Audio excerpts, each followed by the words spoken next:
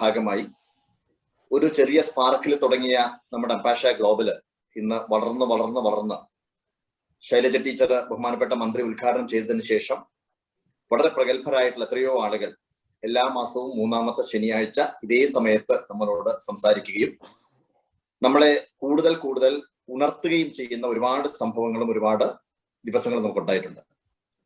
ഇന്ന് ഏറ്റവും സന്തോഷം, നമ്മളെല്ലാവരും ഒരുപാട് ഇഷ്ടപ്പെടുന്ന കേരളത്തിന്റെ ഉജ്ജ്വലയായ ADGP ബി സന്ധ്യ മേഡമാണ് ഇന്നത്തെ ഈ പരിപാടിയിൽ നമ്മളോട് ലോകത്തിന്റെ പല ഭാഗത്തുള്ളവരോട് സംസാരിക്കുന്നത്. ഇതിനകത്ത് വളരെ പ്രഗത്ഭരായ പ്രമുഖരായ ഒട്ടേറെ ആളുകൾ പങ്കെടുക്കുന്നുണ്ട്.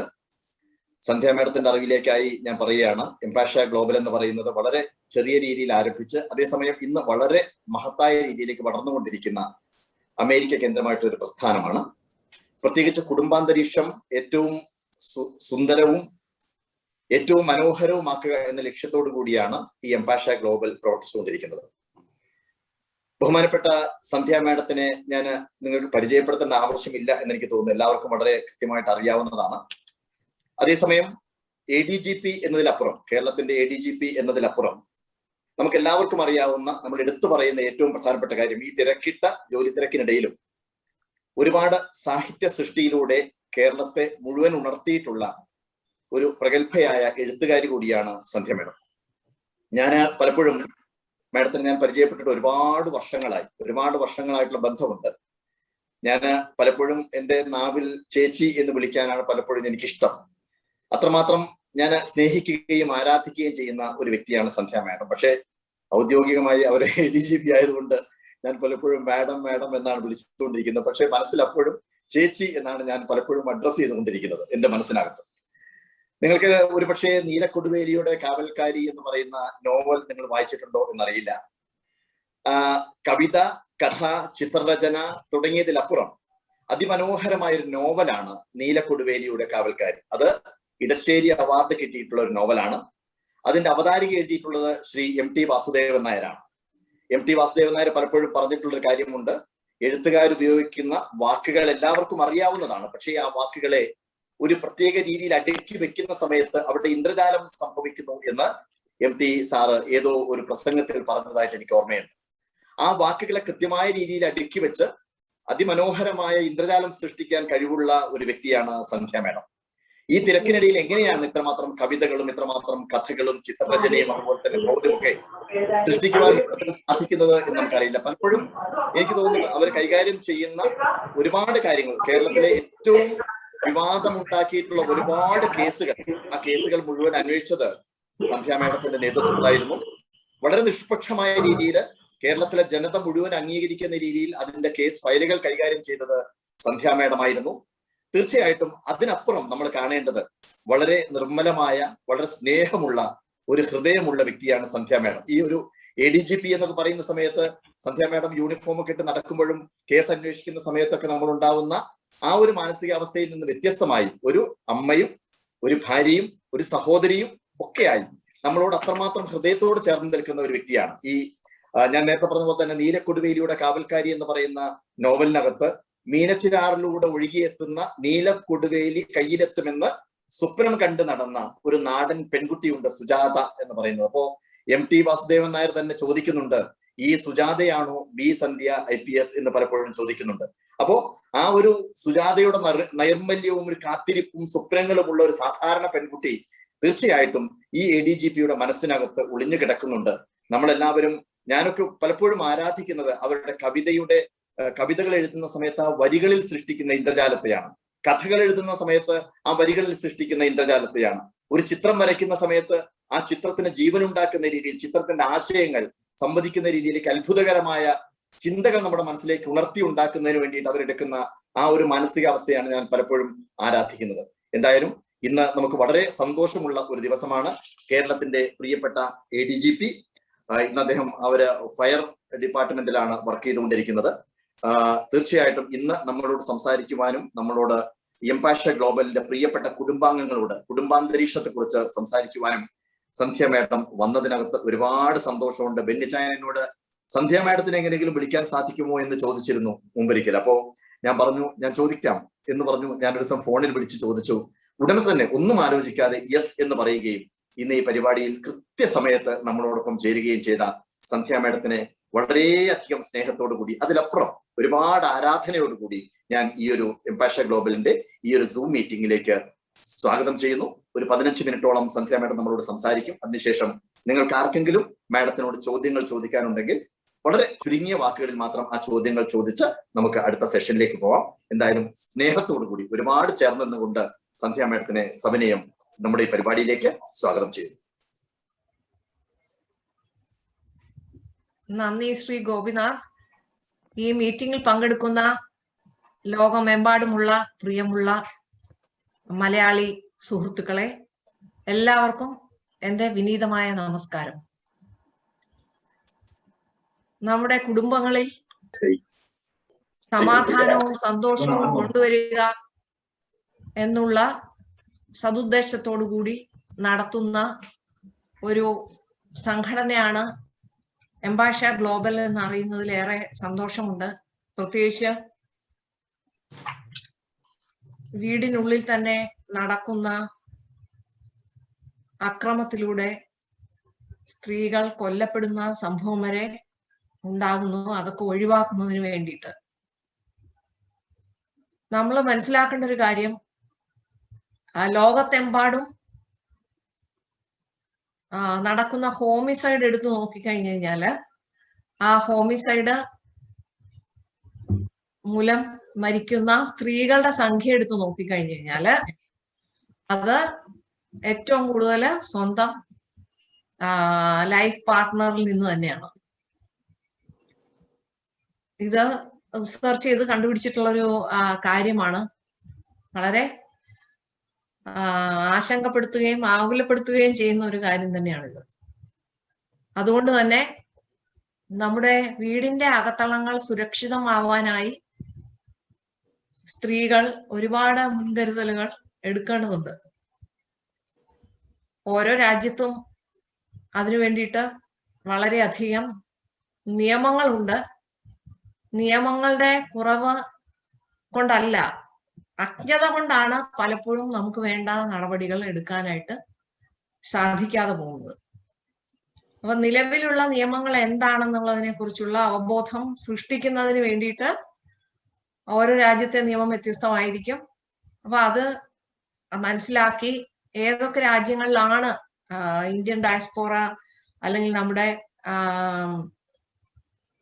മലയാളി പോപ്പുലേഷൻ ഇത്തരം ബുദ്ധിമുട്ടുകൾ അനുഭവിക്കുന്നത് എന്ന് കണ്ടെത്തുകയും അപ്പൊ ആ രാജ്യത്തെ നിയമത്തെ കുറിച്ച് അവബോധം ഉണ്ടാക്കി കൊടുക്കുകയും വേണം.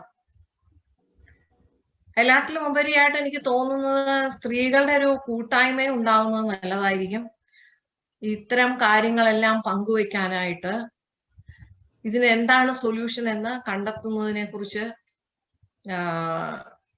പരസ്പരം ആലോചിക്കുന്നതിനായിട്ട് ഒക്കെ ഒരു ഫോറം ഉണ്ടെങ്കിൽ വളരെ നല്ലതായിരിക്കും എന്ന് എനിക്ക് തോന്നുന്നു.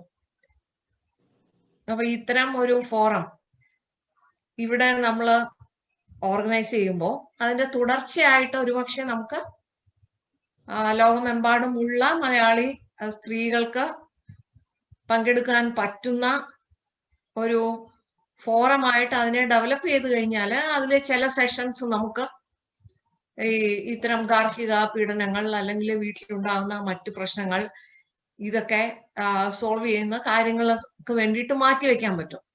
അപ്പൊ അതിന് മാത്രമായിട്ട് നമ്മൾ ഓർഗനൈസ് ചെയ്യാൻ നോക്കിക്കഴിഞ്ഞു കഴിഞ്ഞാൽ അതൊരു പരാജയമായി പോയേക്കാം. അതിന് പകരം നമുക്ക് ഒരുപാട് പോസിറ്റീവായിട്ടുള്ള നല്ല കാര്യങ്ങൾ ചെയ്യുന്നതിന്, കൂട്ടായ്മയിൽ പ്രവർത്തിക്കുന്നതിനൊക്കെ ആയ ഒരു സ്ത്രീകളുടെ ഫോറം ഉണ്ടാക്കുകയും അതിൽ ഒരു സെഷൻ ഇതിനു വേണ്ടി നീക്കി വെക്കുകയും ചെയ്തു കഴിഞ്ഞാൽ അത് കുറച്ചുകൂടി പ്രാക്ടിക്കൽ ആയിരിക്കുമെന്ന് തോന്നുന്നു. അപ്പൊ അങ്ങനെ വന്നു കഴിഞ്ഞാൽ അതില് അതത് രാജ്യത്തെ നിയമങ്ങളെ കുറിച്ചും അവിടെ ഉണ്ടാകുന്ന പ്രശ്നങ്ങളെ കുറിച്ചും ഒക്കെ ഉള്ള ഒരു അവബോധം ഉണ്ടാക്കുന്നതിനും ലീഗൽ ആയിട്ടുള്ള അഡ്വൈസ് കൊടുക്കുന്നതിനും ഒക്കെ ഉള്ള ഒരു ഫോറമായിട്ട് അതിനെ നമുക്ക് ഡെവലപ്പ് ചെയ്യാൻ പറ്റും. അതാണ് ഒരു ഒന്നാമതായിട്ട് ചെയ്യാവുന്ന ഒരു കാര്യം. അതുകൂടാതെ നമുക്ക് ഇന്ത്യയിൽ നിന്ന് ഏതെങ്കിലും ഹെൽപ്പ് വേണ്ട കാര്യങ്ങൾ ഉണ്ടാവാം. പലർക്കും പല അവസരത്തിലും പാസ്പോർട്ട് അല്ലെങ്കിൽ എഡ്യൂക്കേഷൻ സർട്ടിഫിക്കറ്റ്സ് ഇതെല്ലാം ഏതെങ്കിലും ഒരു സ്ഥലത്ത് പെട്ടുപോവുക, അതിനുശേഷം അവിടെ നിന്ന് അത് എടുക്കാൻ പറ്റാതെ പോവുക, അതുകൊണ്ട് ഭാവി ഇരുളറിഞ്ഞു പോവുക. ഇത്ര ഒരുപാട് കേസുകൾ എൻ്റെ അടുത്ത് വന്നിട്ടുണ്ട്. അതുകൊണ്ടാണ് പറയുന്നത്. അപ്പൊ അതിലൊക്കെ ഒന്ന് ഇടപെടേണ്ടി വരും ചിലപ്പോ. അപ്പൊ ഏതെങ്കിലും ഒരു അവസരത്തിൽ ഇങ്ങനെ ഒരു സ്ത്രീക്ക് തങ്ങളുടെ വളരെ പ്രധാനപ്പെട്ട ഡോക്യുമെന്റ്സ് എല്ലാം മറ്റൊരാളുടെ കയ്യിലായി പോയി, അതെങ്ങനെ പ്രൊക്യൂർ ചെയ്യണം എന്നറിയാൻ പറ്റാതെ പോവുക. ഇതൊന്നുമല്ലെങ്കിൽ പല തരത്തിലുള്ള ഏതെങ്കിലും മാരേജ് തന്നെ ഒരു തട്ടിപ്പിലായി പോകാം. അതിനുശേഷം ഏതെങ്കിലും ഒരു റാക്കറ്റിൽ പെട്ടുപോവുക.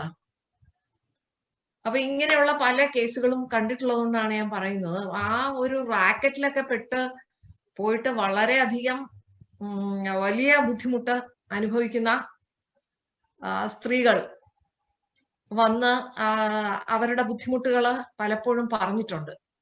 അപ്പൊ അങ്ങനെ ഒരാള് കാരണം മറ്റു ചിലരെയൊക്കെ രക്ഷിക്കാനായിട്ടൊക്കെ ചിലപ്പോൾ സാധിച്ചിട്ടുണ്ട്. ഒരാൾ സത്യം തുറന്നു പറഞ്ഞതുകൊണ്ട് മറ്റു പല ജീവനുകൾ രക്ഷിക്കാൻ പറ്റിയ ഒരു സംഭവം എനിക്ക് ഈ അവസരത്തിൽ ഓർമ്മ വരികയാണ്.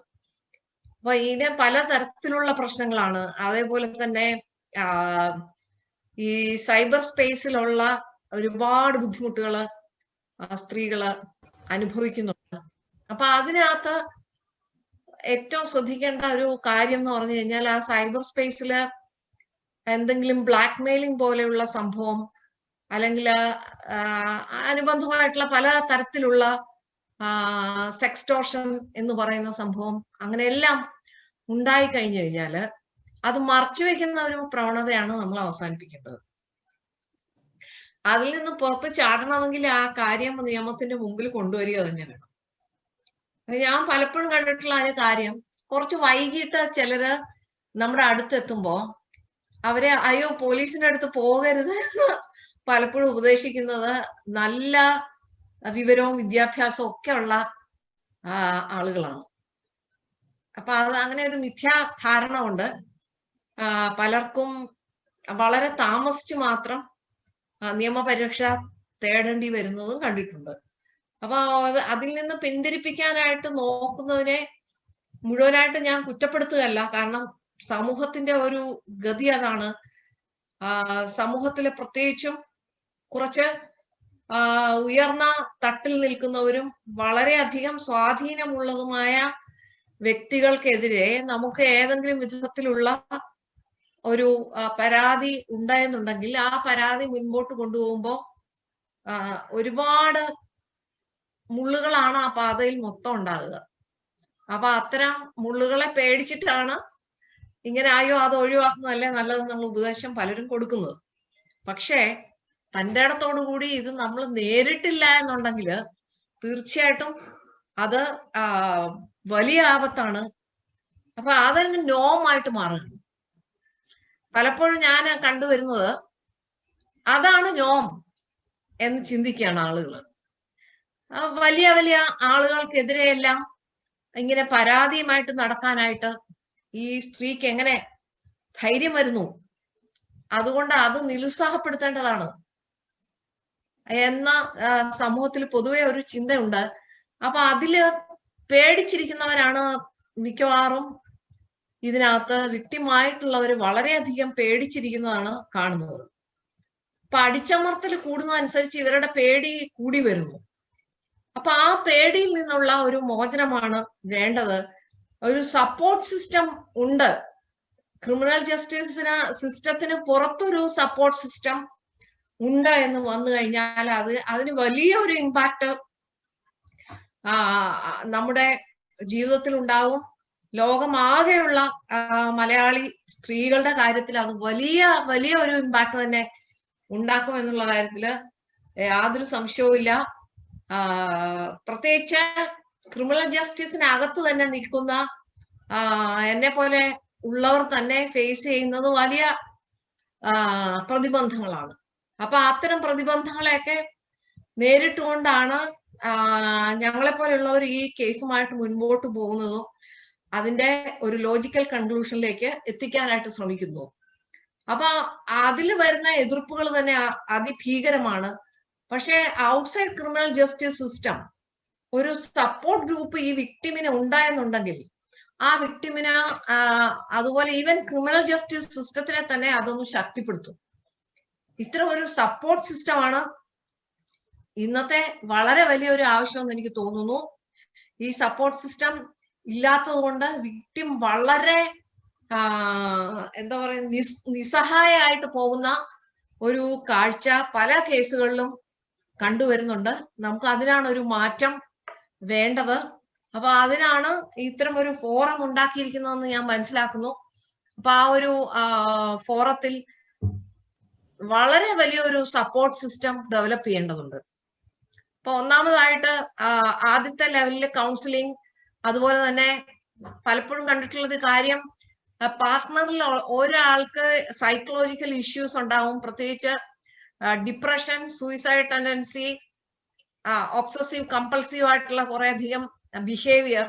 അപ്പൊ ഇത്തരം കാര്യങ്ങളുള്ള ആ ബുദ്ധിമുട്ടുള്ള അല്ലെങ്കിൽ സൈക്കോളജിക്കൽ ഇഷ്യൂ ഉള്ള പാർട്ട്ണർ ഒരു ട്രീറ്റ്മെന്റ് വിധേയനാകാൻ ഒരിക്കലും തയ്യാറാവുകയില്ല. അത് ചില കേസിൽ സ്ത്രീയോ പുരുഷനോ ആകാം. അപ്പൊ അവര് അതിന് തയ്യാറാവുകയില്ല.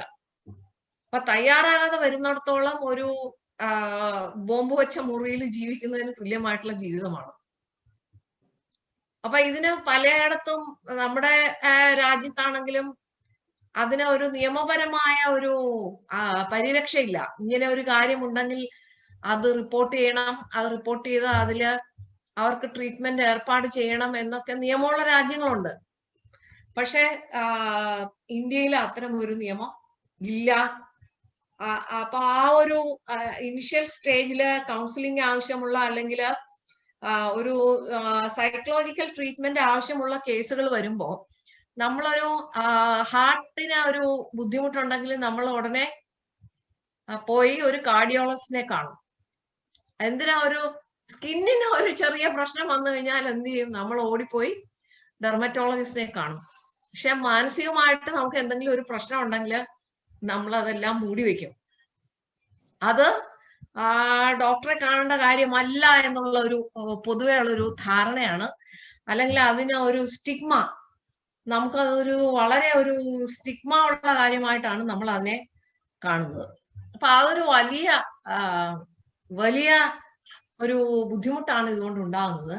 ഇതൊരു സ്റ്റിഗ്മ ഉള്ള കാര്യമാണ് എന്ന് ചിന്തിക്കുന്നത് കൊണ്ട് മാത്രം എത്രമാത്രം കേസുകളാണ് അഗ്രവേറ്റ് ചെയ്ത് പോകുന്നത് എനിക്ക് തന്നെ അറിയാം.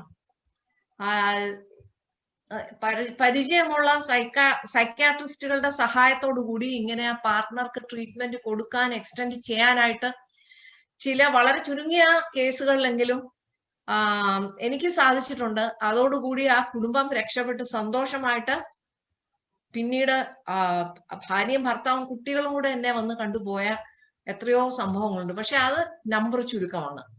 നമുക്ക് ഇന്റർവ്യൂ ചെയ്യാൻ പറ്റാത്ത ഒരവസ്ഥയാണ് പലപ്പോഴും കണ്ടുവരുന്നത്. അപ്പൊ ഇതൊരു വലിയ ഒരു ഇഷ്യൂ ആയിട്ടാണ് എനിക്ക് തോന്നുന്നത്.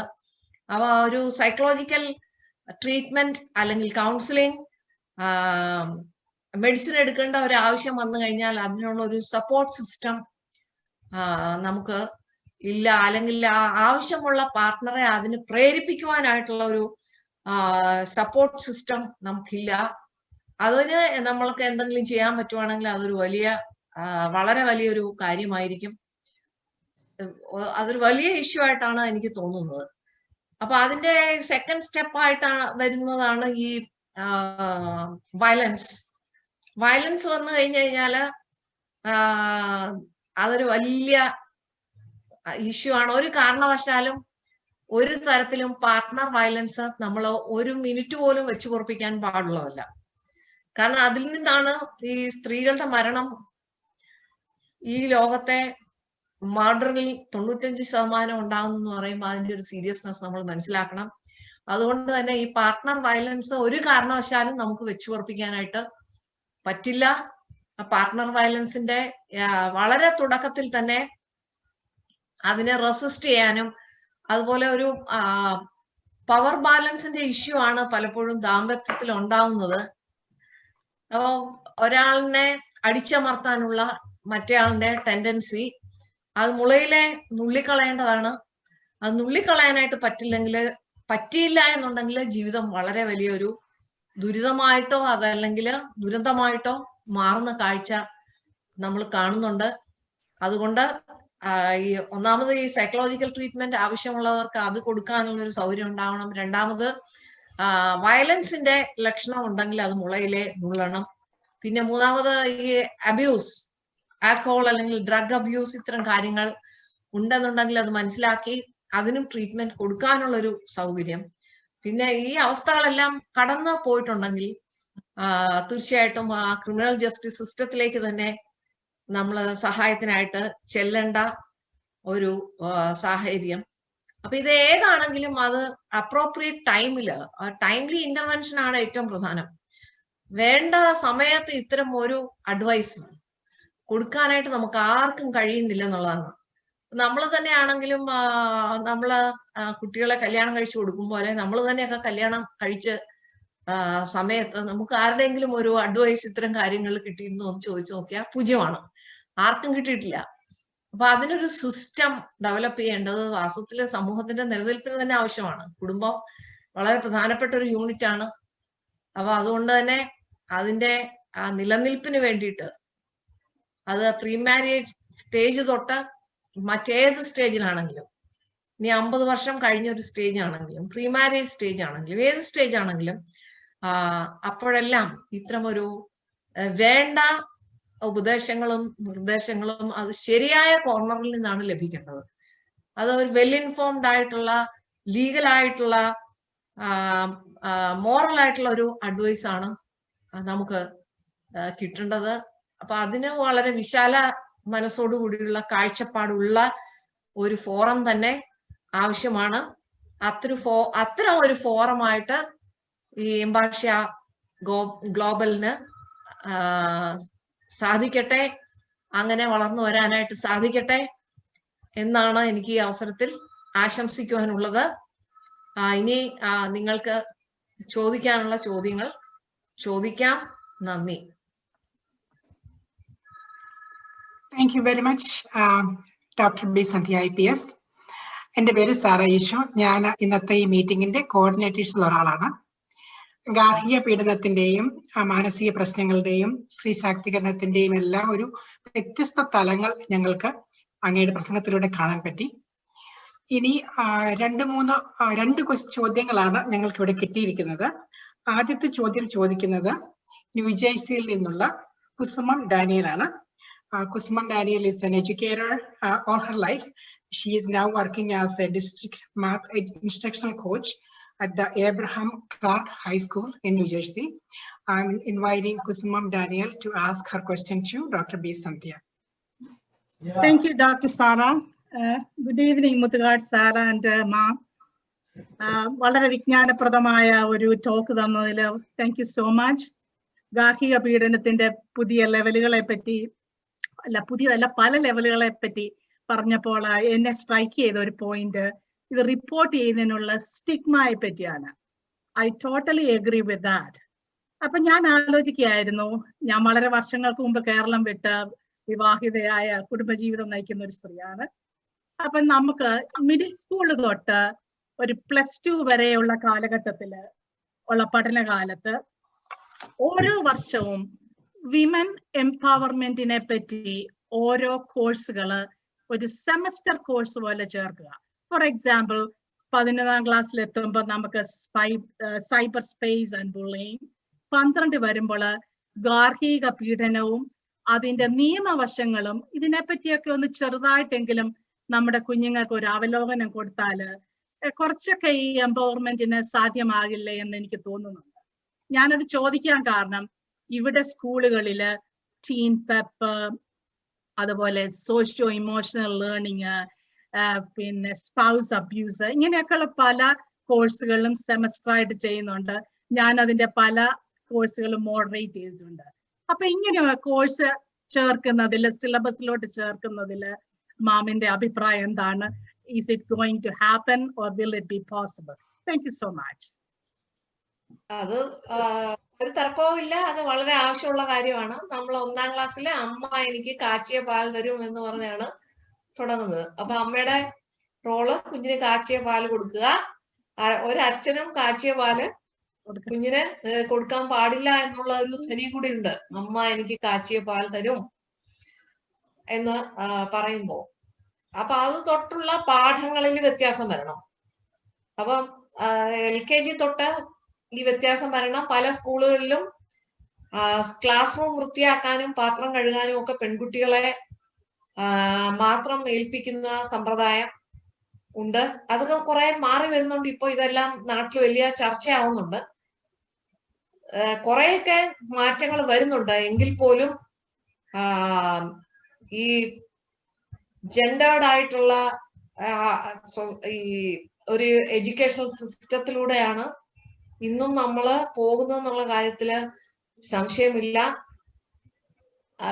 ജെൻഡർ ബജറ്റിംഗ് ഒക്കെ പേരിന് വന്നിട്ടുണ്ട്. എങ്കിൽ തന്നെയും എഡ്യൂക്കേഷൻ സിസ്റ്റത്തിലും ഇതിനെല്ലാം ഓരോ ലെവലിലും മാറ്റം വരേണ്ടതാണ്. സിലബസിന്റെ ഫോർമേഷൻ തൊട്ട് ഈ ജെൻഡർ ആസ്പെക്ട് കൺസിഡർ ചെയ്യാനുള്ള ഒരു എക്സ്പേർട്ടിനെയും കൂടെ എല്ലാ ലെവലിലും ഇൻക്ലൂഡ് ചെയ്യുകയാണെങ്കിൽ നന്നായിരിക്കും എന്റെ അഭിപ്രായം.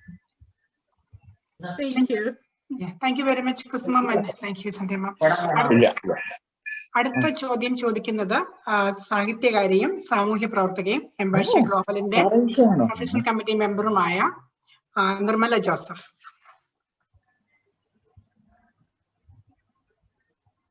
പ്രിയപ്പെട്ട ബഹുമാനപ്പെട്ട സന്ധ്യ മാഡത്തിനോടുള്ളൊരു ചോദ്യമാണ്. ഈ സ്ത്രീ ശാക്തീകരണവുമായിട്ട് ബന്ധമുണ്ടെന്നില്ലെങ്കിലും നമ്മുടെ ഇടയിൽ നമ്മൾ പലപ്പോഴും ഈ വളരെ റീസൺലി കേൾക്കുന്ന ഒരു കാര്യമാണ് ചെറുപ്പക്കാരായ അമ്മമാരുടെ ആത്മഹത്യ. അത് പലപ്പോഴും അവരുടെ മക്കളെയും കൂടെ കൂട്ടിക്കൊണ്ടുള്ള ഒരു മക്കളെ കൂടെ ചേർത്തോണ്ടല്ലേ ആത്മഹത്യ. അതുപോലെ തന്നെ ഈ അമ്മമാര് വളരെ ചെറിയ കുട്ടികളെ പോലും ഉപേക്ഷിച്ചിട്ട് അവർക്ക് വേണ്ട ഒരു രീതിയിൽ അവർ പോകുന്ന ഒരു അവസ്ഥ ഇപ്പം നമ്മൾ വളരെയേറെ കാണുന്നുണ്ട്. ഇത് ഏതൊരു രീതിയിൽ എന്തെങ്കിലും ഒരു എങ്ങനെയെങ്കിലും നമുക്ക് അതിനെ ഒന്ന് അഡ്രസ് ചെയ്യാനായിട്ട് എങ്ങനെ അതിനകത്ത് നമുക്ക് സാധിക്കുക? വലിയ സങ്കടമുള്ള കാര്യമാണ് ആദ്യം പറഞ്ഞ കാര്യം. ആത്മഹത്യ കേരളത്തില് വളരെ കൂടുതലാണ്. അത് ഒരു യാഥാർത്ഥ്യമാണ്. നമ്മളുടെ ജീവിത സാഹചര്യമൊക്കെ മെച്ചപ്പെട്ട രീതിയിലാണ്, അതുകൊണ്ടാണ് എന്ന് ഒരു വശത്ത് പറയുന്നു. പക്ഷെ അതിനോട് പൂർണ്ണമായിട്ടും യോജിക്കാൻ കഴിയുമെന്ന് എനിക്ക് അറിയില്ല. കാരണം നമ്മുടെ നാട്ടില് സ്ത്രീകള് ഏറ്റവും കുറവ് ജോലിക്ക് പോകുന്ന ആളുകളുള്ള നാട് ഏതാണ് എന്ന് ചോദിച്ചു കഴിഞ്ഞാൽ അത് കേരളമാണ്. നമ്മുടെ ഇന്ത്യയിൽ വെച്ച് നോക്കിക്കഴിഞ്ഞു കഴിഞ്ഞാൽ, അതായത് സാക്ഷരതയില് പ്രത്യേകിച്ച് യുവജനതയുടെ സാക്ഷരത എടുത്തു കഴിഞ്ഞാൽ സ്ത്രീകളും പുരുഷന്മാരും ഒരുപോലെ സാക്ഷരമായ ഒരു രാജ്യമാണ് കേരളം, സംസ്ഥാനമാണ് കേരളം. അതുപോലെ തന്നെ 52% നമുക്ക് സ്ത്രീകളുടെ ജനസംഖ്യ ഉണ്ട്. അപ്പൊ എഡ്യൂക്കേഷന്റെ കാര്യത്തിലാണെങ്കിലും ലൈഫ് എക്സ്പെക്ടൻസിയുടെ കാര്യത്തിലാണെങ്കിലും ഒക്കെ സ്ത്രീകൾ മുൻപന്തിയിലാണ്. പക്ഷേ ജോലി ചെയ്യാൻ പോകുന്ന സ്ത്രീകളുടെ വർക്ക് പാർട്ടിസിപ്പേഷൻ എടുത്തു നോക്കിക്കഴിഞ്ഞു കഴിഞ്ഞാല് മറ്റെല്ലാ സംസ്ഥാനങ്ങളുടെയും പിന്നിലാണ് നിൽക്കുന്നത്. അപ്പൊ സ്ത്രീകൾക്ക് ജോലിക്ക് കൂലി പുരുഷന്മാർക്ക് കിട്ടുന്നതിന്റെ പകുതിയായിരിക്കും പ്രൈമറി സെക്ടറിൽ ഇന്നും കിട്ടുന്നത്. 17-18 ഒരു കണക്ക് തന്നെ ഇന്നും കിട്ടുന്നത് പകുതിയാണെന്നാണ് പറയുന്നത്. അപ്പൊ ഇങ്ങനെയുള്ള ഒരുപാട്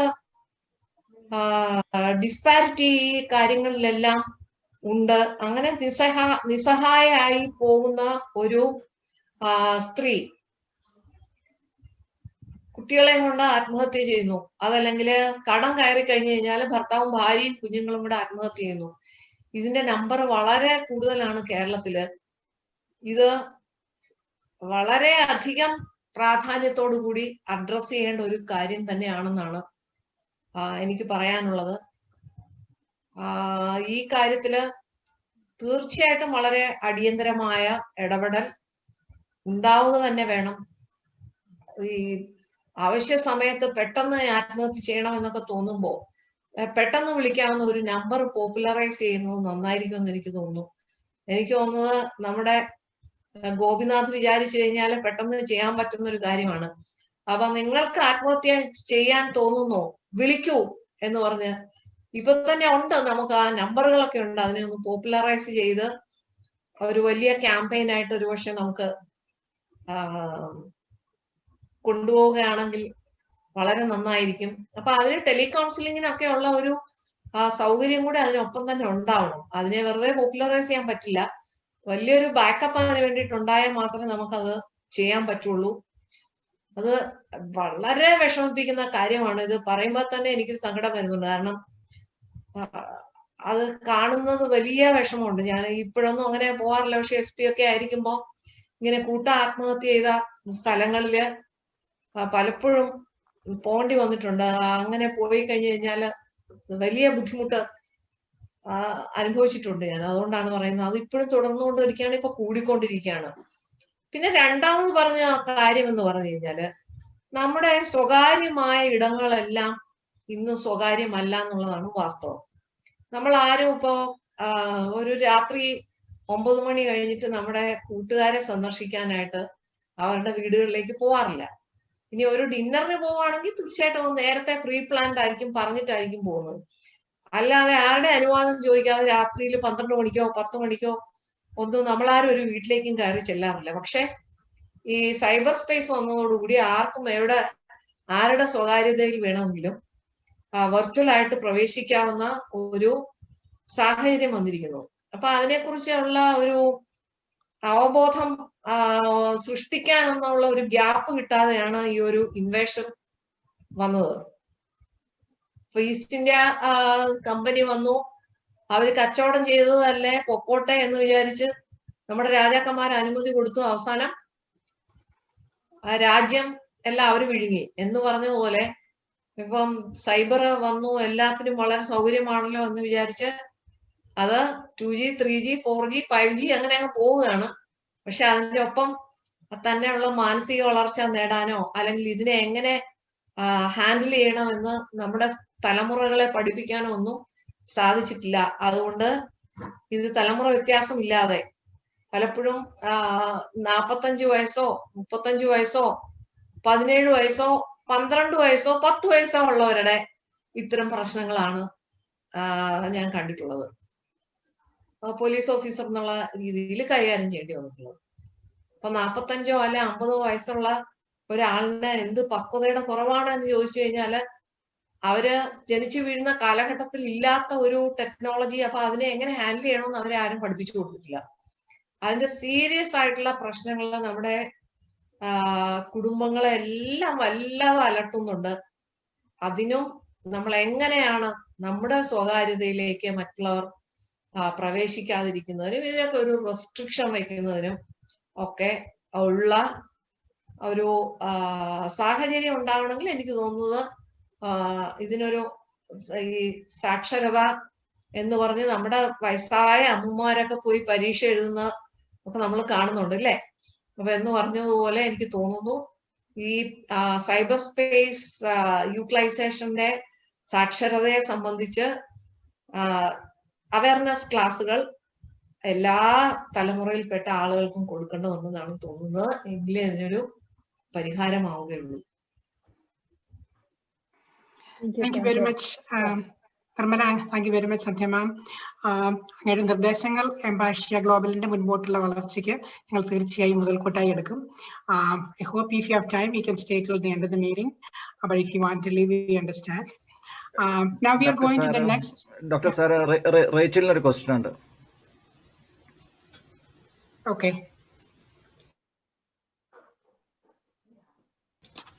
അൺമ്യൂട്ട് ചെയ്ത് പറഞ്ഞോളൂ. ഓക്കെ.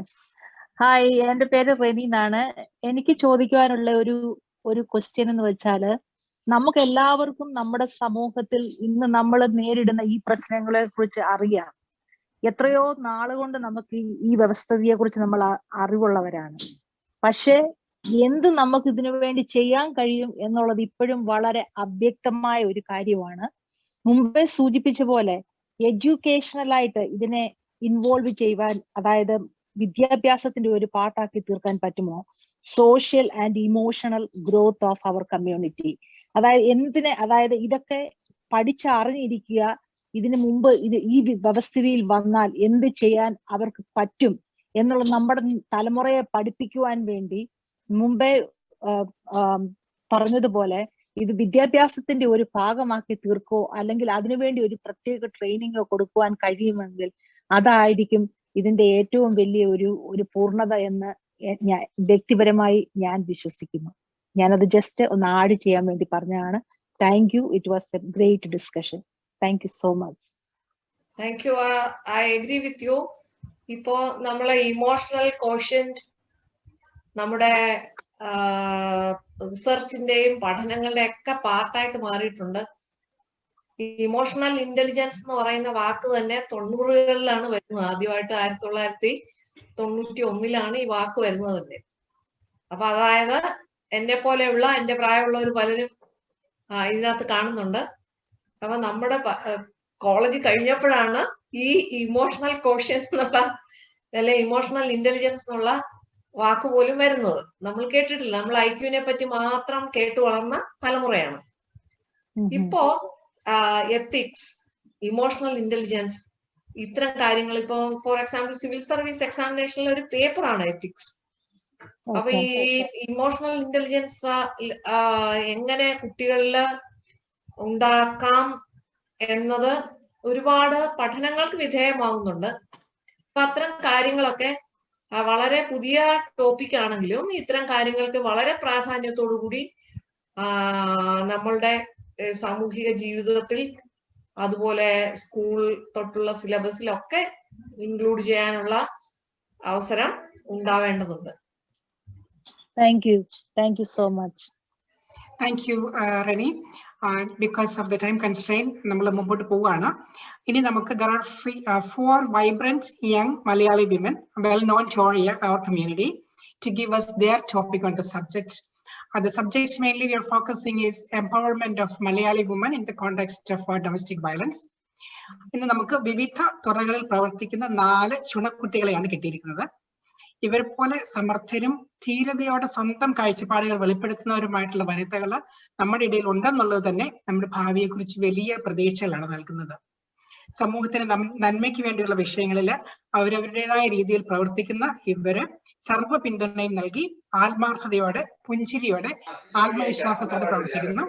ഇവരെ നമുക്ക് ഓരോരുത്തരായിട്ട് പരിചയപ്പെടാം. First is A presentation from Angela. He is one of our professional committee members. Angela is a licensed professional counselor. She is a supervisor and program manager for the outpatient services at the Department of Meningel Clinic in Houston, Texas. She has a vast experience in counseling individuals and families and helping them to work through mental illnesses, substance abuse, marriage, and family conflicts. Angela is also a community advocate and has given many speeches in various community events. She was the keynote speaker at the KCWFNA in 2019.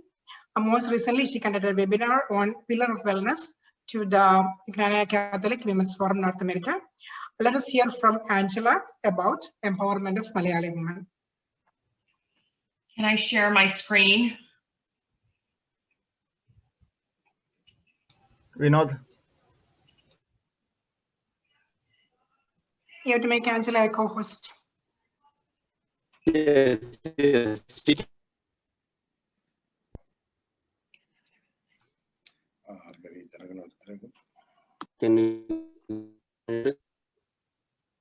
Can you all see that? Yeah. Okay. So thank you, Sarah Isha, for introducing me and giving me this opportunity. I'm honored to be here to be able to speak to the Empatia Global Committee and audience. I think they're doing a great job in bringing awareness to our Indian community and continuing to break the silence and the stigma around this topic and many others. They're doing a great job in educating our community. Today, we're going to talk about how to empower all people in domestic violence situations and relationships. But today, I'm going to gear my topic towards women. There is a lot of both men and women experience domestic violence, but there is a greater impact with women. So we're going to talk about the women audience and how to empower them. So regardless of the circumstance of your past, your relationship or your past, no one deserves to be abused, and you're never responsible for your partner's abusive actions.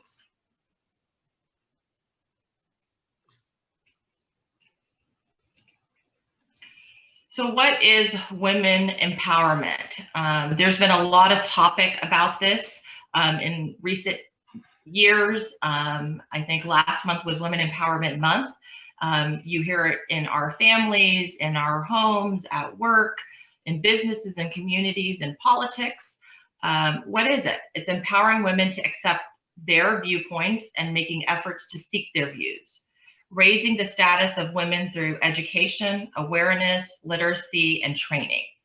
The empowerment equips the women to make life-determining decisions through different areas of their life and in society. It gives them an opportunity in gender roles, which allow them freedoms and to pursue goals.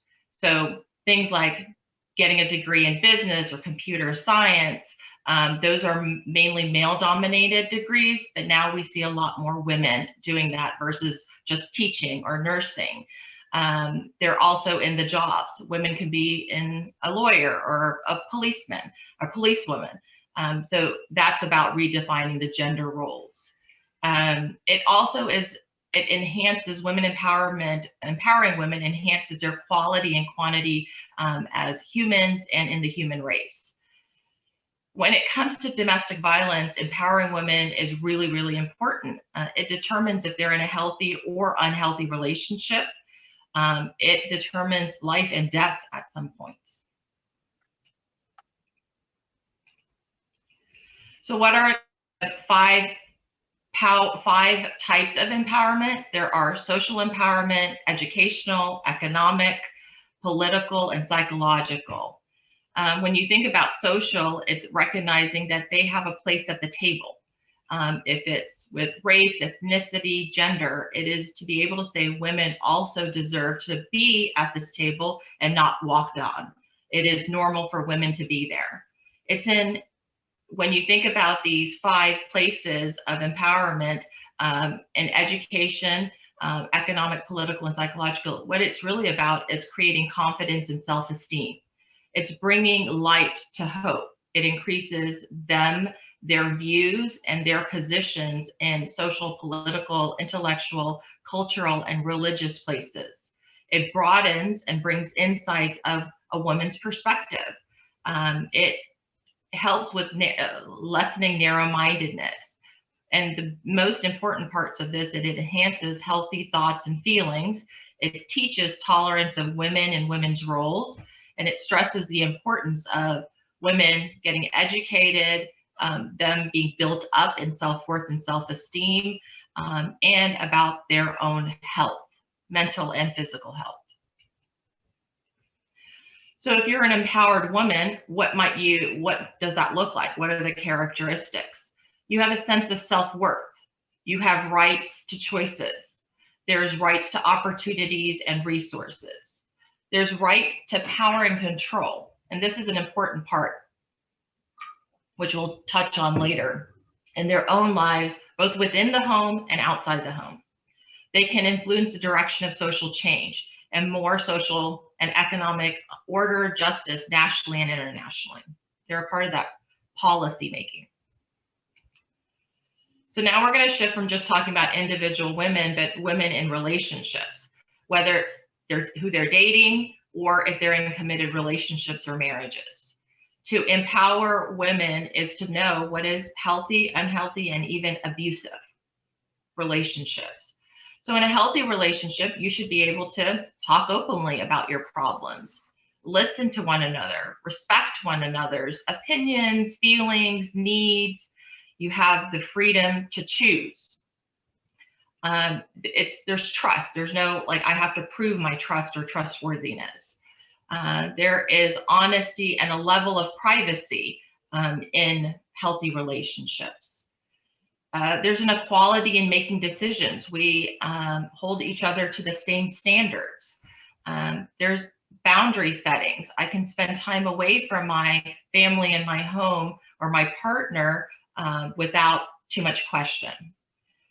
You're practicing consent in intimate relationship. I can talk about physically what's appropriate intimately and what I'm not comfortable with. Parenting is a partnership, and both can be a part of parenting the children. Their roles, responsibilities, and how you want to share values and morals with them.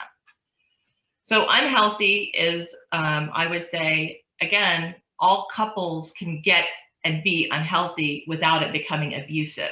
So relationships can look unhealthy when there isn't a openness to communication. When there's disrespect in that communication or an intolerance to your partner. When there is a non-trusting attitude, refusing to believe them, feel entitled to invade their privacy, being dishonest, lying to your partner, omitting, not sharing all the facts, taking control, making decisions for themselves, or one-sided in the relationship. Isolating your partner from contacting other people, getting online, doing things. You ignore boundaries. When they say, I don't want you to do that, you still do that. There's an inequality with economics. I might make money, but I have no choice in how I might spend it all the time. You do. You get that choice. You might make decisions unilaterally, decide where we're going to build a house or buy a house. Abusive communication is very harmful. This is where a lot of domestic violence shows up. It's an abusive relationship. This is when the communication is hurtful, threatening, insulting, demeaning. It is when you mistreat the other. You don't respect their thoughts, their feelings. They're not a part of any decision making. Their physical safety is at harm. They make untrue accusatory. You're accusing people of cheating, being unfaithful. You might even escalate by saying, you got to prove that you didn't talk to so-and-so, or you're not doing this. You have to prove your innocence. They have control over your social media. They have control of what you put there or what you say. They might have access to it and put things on there. They make decisions about your finances. You could be going to work, but you have no access to bank accounts or what you make and how you get to spend it. They force intimacy. You have no choice in how many children, if you're going to use birth control. The partner is in charge. And you have really essentially no rights or freedoms in the relationship. With your children, they might manipulate the children by saying to them lies, untrue statements, negative statements about you. And again, the biggest thing when it comes to abusive relationships is that they have power and control. So here are some common warning signs in abusive relationships. Unhealthy and abusive relationships, again, aren't good, but abusive relationships is really bad. The difference is in unhealthy relationships, there's a chance, a hope that there's opportunity for growth or change. There's a possibility of health or wellness. In abusive relationship, all the power and control is very one-sided. And so here are some examples of that. Telling you that you never do anything right, destroying your belongings, controlling your finances, intimidating and making threats. So boundaries is an important part of this conversation. Both boundaries can be physical, emotional, and now there's, because of social media, a digital boundary that you have to be mindful of. And it can range from like loose and to rigid boundaries to healthy to unhealthy boundaries. So its emotional boundary includes, can I rely on my partner? Are they safe? Can I share my feelings and thoughts and it not be used against me? When it comes to physical boundaries, again, it's physically, my body is safe. There's no injuries to my body, parts of my body. I am physically feeling safe in my home with my partner. I think we tell children, you know, there's this personal bubble, right? Like, you can't touch anybody or hurt anybody. It's the same thing with adults. When it comes to physical boundaries, one of the other components is intimacy. You know, intimacy isn't a currency. We don't owe our partner anything, and it's unfair for them to claim that we do. So it's important to establish physical boundaries of what's healthy, emotionally as well as physically. And in this day and age, we have to think about also digital boundaries. Do we share passcodes? What do we post about our relationships? What's not okay to post? Do we use that Find My Friend app because of safety, or is that because of control? So having respect in relationship and healthy relationships, it's both people share those responsibility. In unhealthy, it's tricky because people can say, well, I'm, you know, using that Find My Friend because I want to know that you're safe, but they could really be using it to control you. So you have to, every relationship and individual has to be mindful of what is a healthy boundary, and is this being used unhealthily towards me or in our relationship. So a lot of times people ask, why do women stay? Why aren't they empowered to report or take action?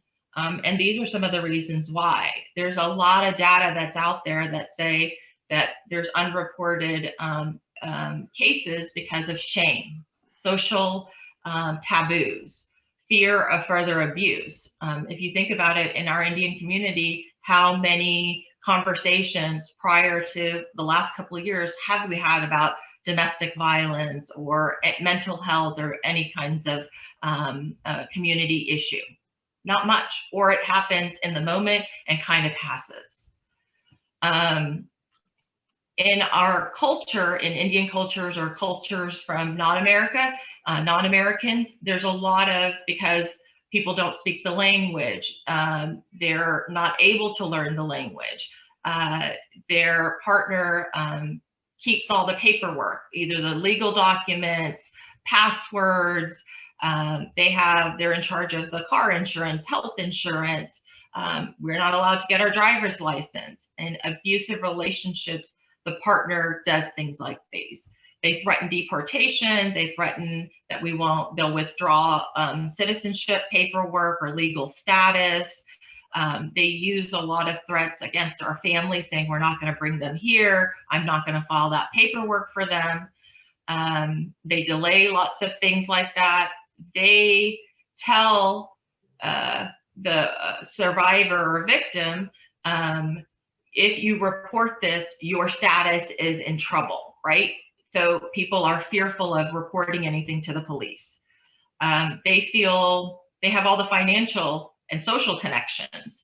And the biggest one, I think, for especially women, is their children are used against them. Somehow they're threatened by saying, I'm going to take the kids away from you, or I'm going to send them away. I'm going to send them to India and you're never going to be able to see them, or I'm going to take them to India. So a lot of times they take that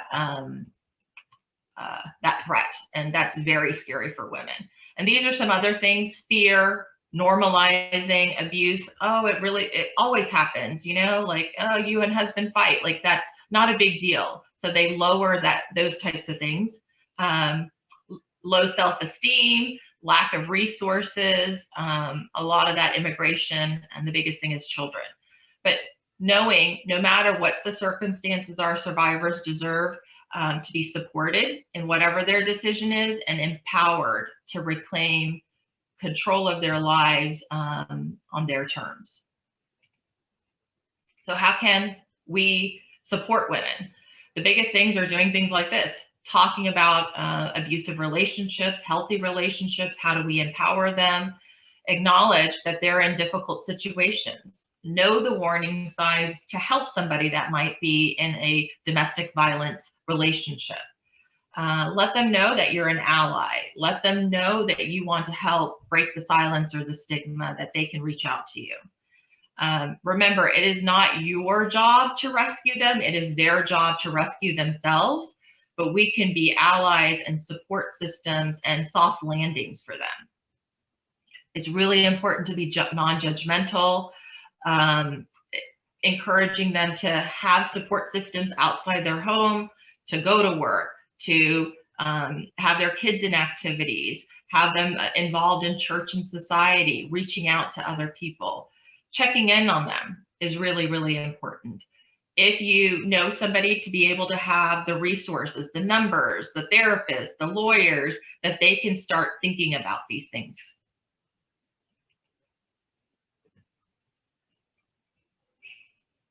The experience of surviving a relationship that is traumatic takes a lot of forms, and it really depends on support is a huge part of that.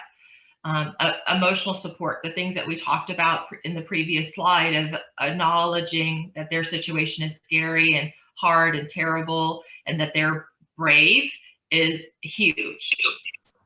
It's also very important to not talk poorly about their abuser. If they decide to change their mind and be with that person tomorrow, but 4 weeks from now they want to leave again, they might not feel like they can comfortably come back to you. So be able to talk about them and talk about their situation versus talking about the abuser. Always helping them think about safety, their safety, and if they decide to leave, that safety of their family and children. And also safety if they decide to stay in the relationship. It's also important to be able emotionally to say to them, I'm happy to go with you. I can, I don't know, I can drive you there. I can take you there. I can set up an appointment. So those are other ways to emotionally support them. If people are trying to leave a domestic violence relationship, an abusive relationship, there's things that they need to think about. Where are they going to live? Where are they going to be that they don't get harmed? Is your home a safe place that the abuser won't come to? What about healthcare? How are they going to feed themselves? Where's the money going to come from? Do they have all their documents or copies of documents? Do they have research or are keeping information about all the experiences they have? Do they have picture, what we call evidence? It's also, if they give you permission to talk to schools or work or helping them talk to their workplaces and schools, because there could be a crisis at those locations. A dad can go take a kid from the school and the mom has no idea. They can show up at your work and cause problems. So it's being able to inform those managers, of course, with your privacy in mind, but it keeps everybody safe. It's also good to, we talked about work and school, but at church, to be able to talk about, can I talk to the Etchen, or is there someone at our church group or in our society that we can also talk to? So these are some things that we can say to women. I believe you, you're not alone. Your safety and your children's safety is really important. Some things that you can do. Again, it is huge. Judgment in our Indian community is very prominent. And how do we learn to be a community without judgments? Non-judgment is one of the reasons one of the places we need to grow. This will allow women to continue to break their silence and to get help and resources. Check on their physical health. If they're hurt, get them to a doctor, get them to a hospital. Offer to, watch their kids if they're feeling uneasy about something happening at home. Don't make them feel guilty if they decide to stay or if they decide to leave. Their decision is their decision. How do we support them? So I want to shift a little bit. As a mental health provider in this field for over 20 years, a lot of times we don't talk about men's mental health or about boys. It's, again, another stigma that we have. So I think it's important, especially in this topic, and to empower women in healthy relationships. Families need to educate your boys. We need to talk about how to raise them appropriately and raise them to treat women appropriately. So we need to teach them at an early age. I would say as a toddler, We need to be able to help them express anger, frustrations, demonstrate what's okay and what's not. We teach them you don't put your hands on somebody at a very early age. In this country, that's no, you respect women, right? I think it's the same thing. As we're raising our little boys, how do we educate them in these areas? How do we be there? How do we physically be in our homes that we are sharing? As a dad, how do I role model to them how I treat my wife? How do I treat people in community? How to respect women. I think this is a great topic to bring up to your children. After this, many of you might say, let's go have a conversation over the dinner table, or I'm going to sit my kids down. But it's not one conversation, it's multiple. So if there's opportunity, something that's happening, you're in the car listening to music and they're talking about violence against women, or using bad language against women, that is an opportunity to talk and further help educate them in healthy ways. It's also an opportunity to say, hey, what do you think about that? Right? As a parent, it's always, we might watch a show or something, some crisis is happening in our world, because there's a lot of crises happening. How do we open up the dialogue to ask our kids, what do you think about that? Do they think that's okay? Do they think that's not okay? It also gives us another opportunity to talk and teach. The biggest part for boys, I think, is not only dads talking to your boys, but moms. I remember doing a parenting class with a mom, and I remember her saying, it was really important for me to talk to my son about intimacy, because you usually say, dads talk to your boys about how to treat girls, girls talk to your moms, talk to your daughters. We always say cross that path, because daughters should know from their fathers how you should be treated. Fathers, you would not want your daughters in abusive relationships or men that treat them poorly. Likewise, moms should talk to their boys about how to treat women. So I think these are conversations in our families that we can do. So again, we all deserve independence and individualizations, even if we're in a relationship. If our partner does not know how to deal with our independence and escalate by having abusive behaviors, it's a clear sign someone is gaining power and control, which is abuse and not okay. Abusive relationships, unhealthy relationships are scary and tough. Healthy relationships nurture independence. It doesn't feel threatened by a partner seeking friends or safety or happiness or anything that brings joy, even away from the relationship. I want everyone to hear this very loud and clear. Abuse is a choice. Nobody is forcing your partner to take away your independence. Therefore, the fault of abusing and escalating the abuse lies on only one person, the abuser.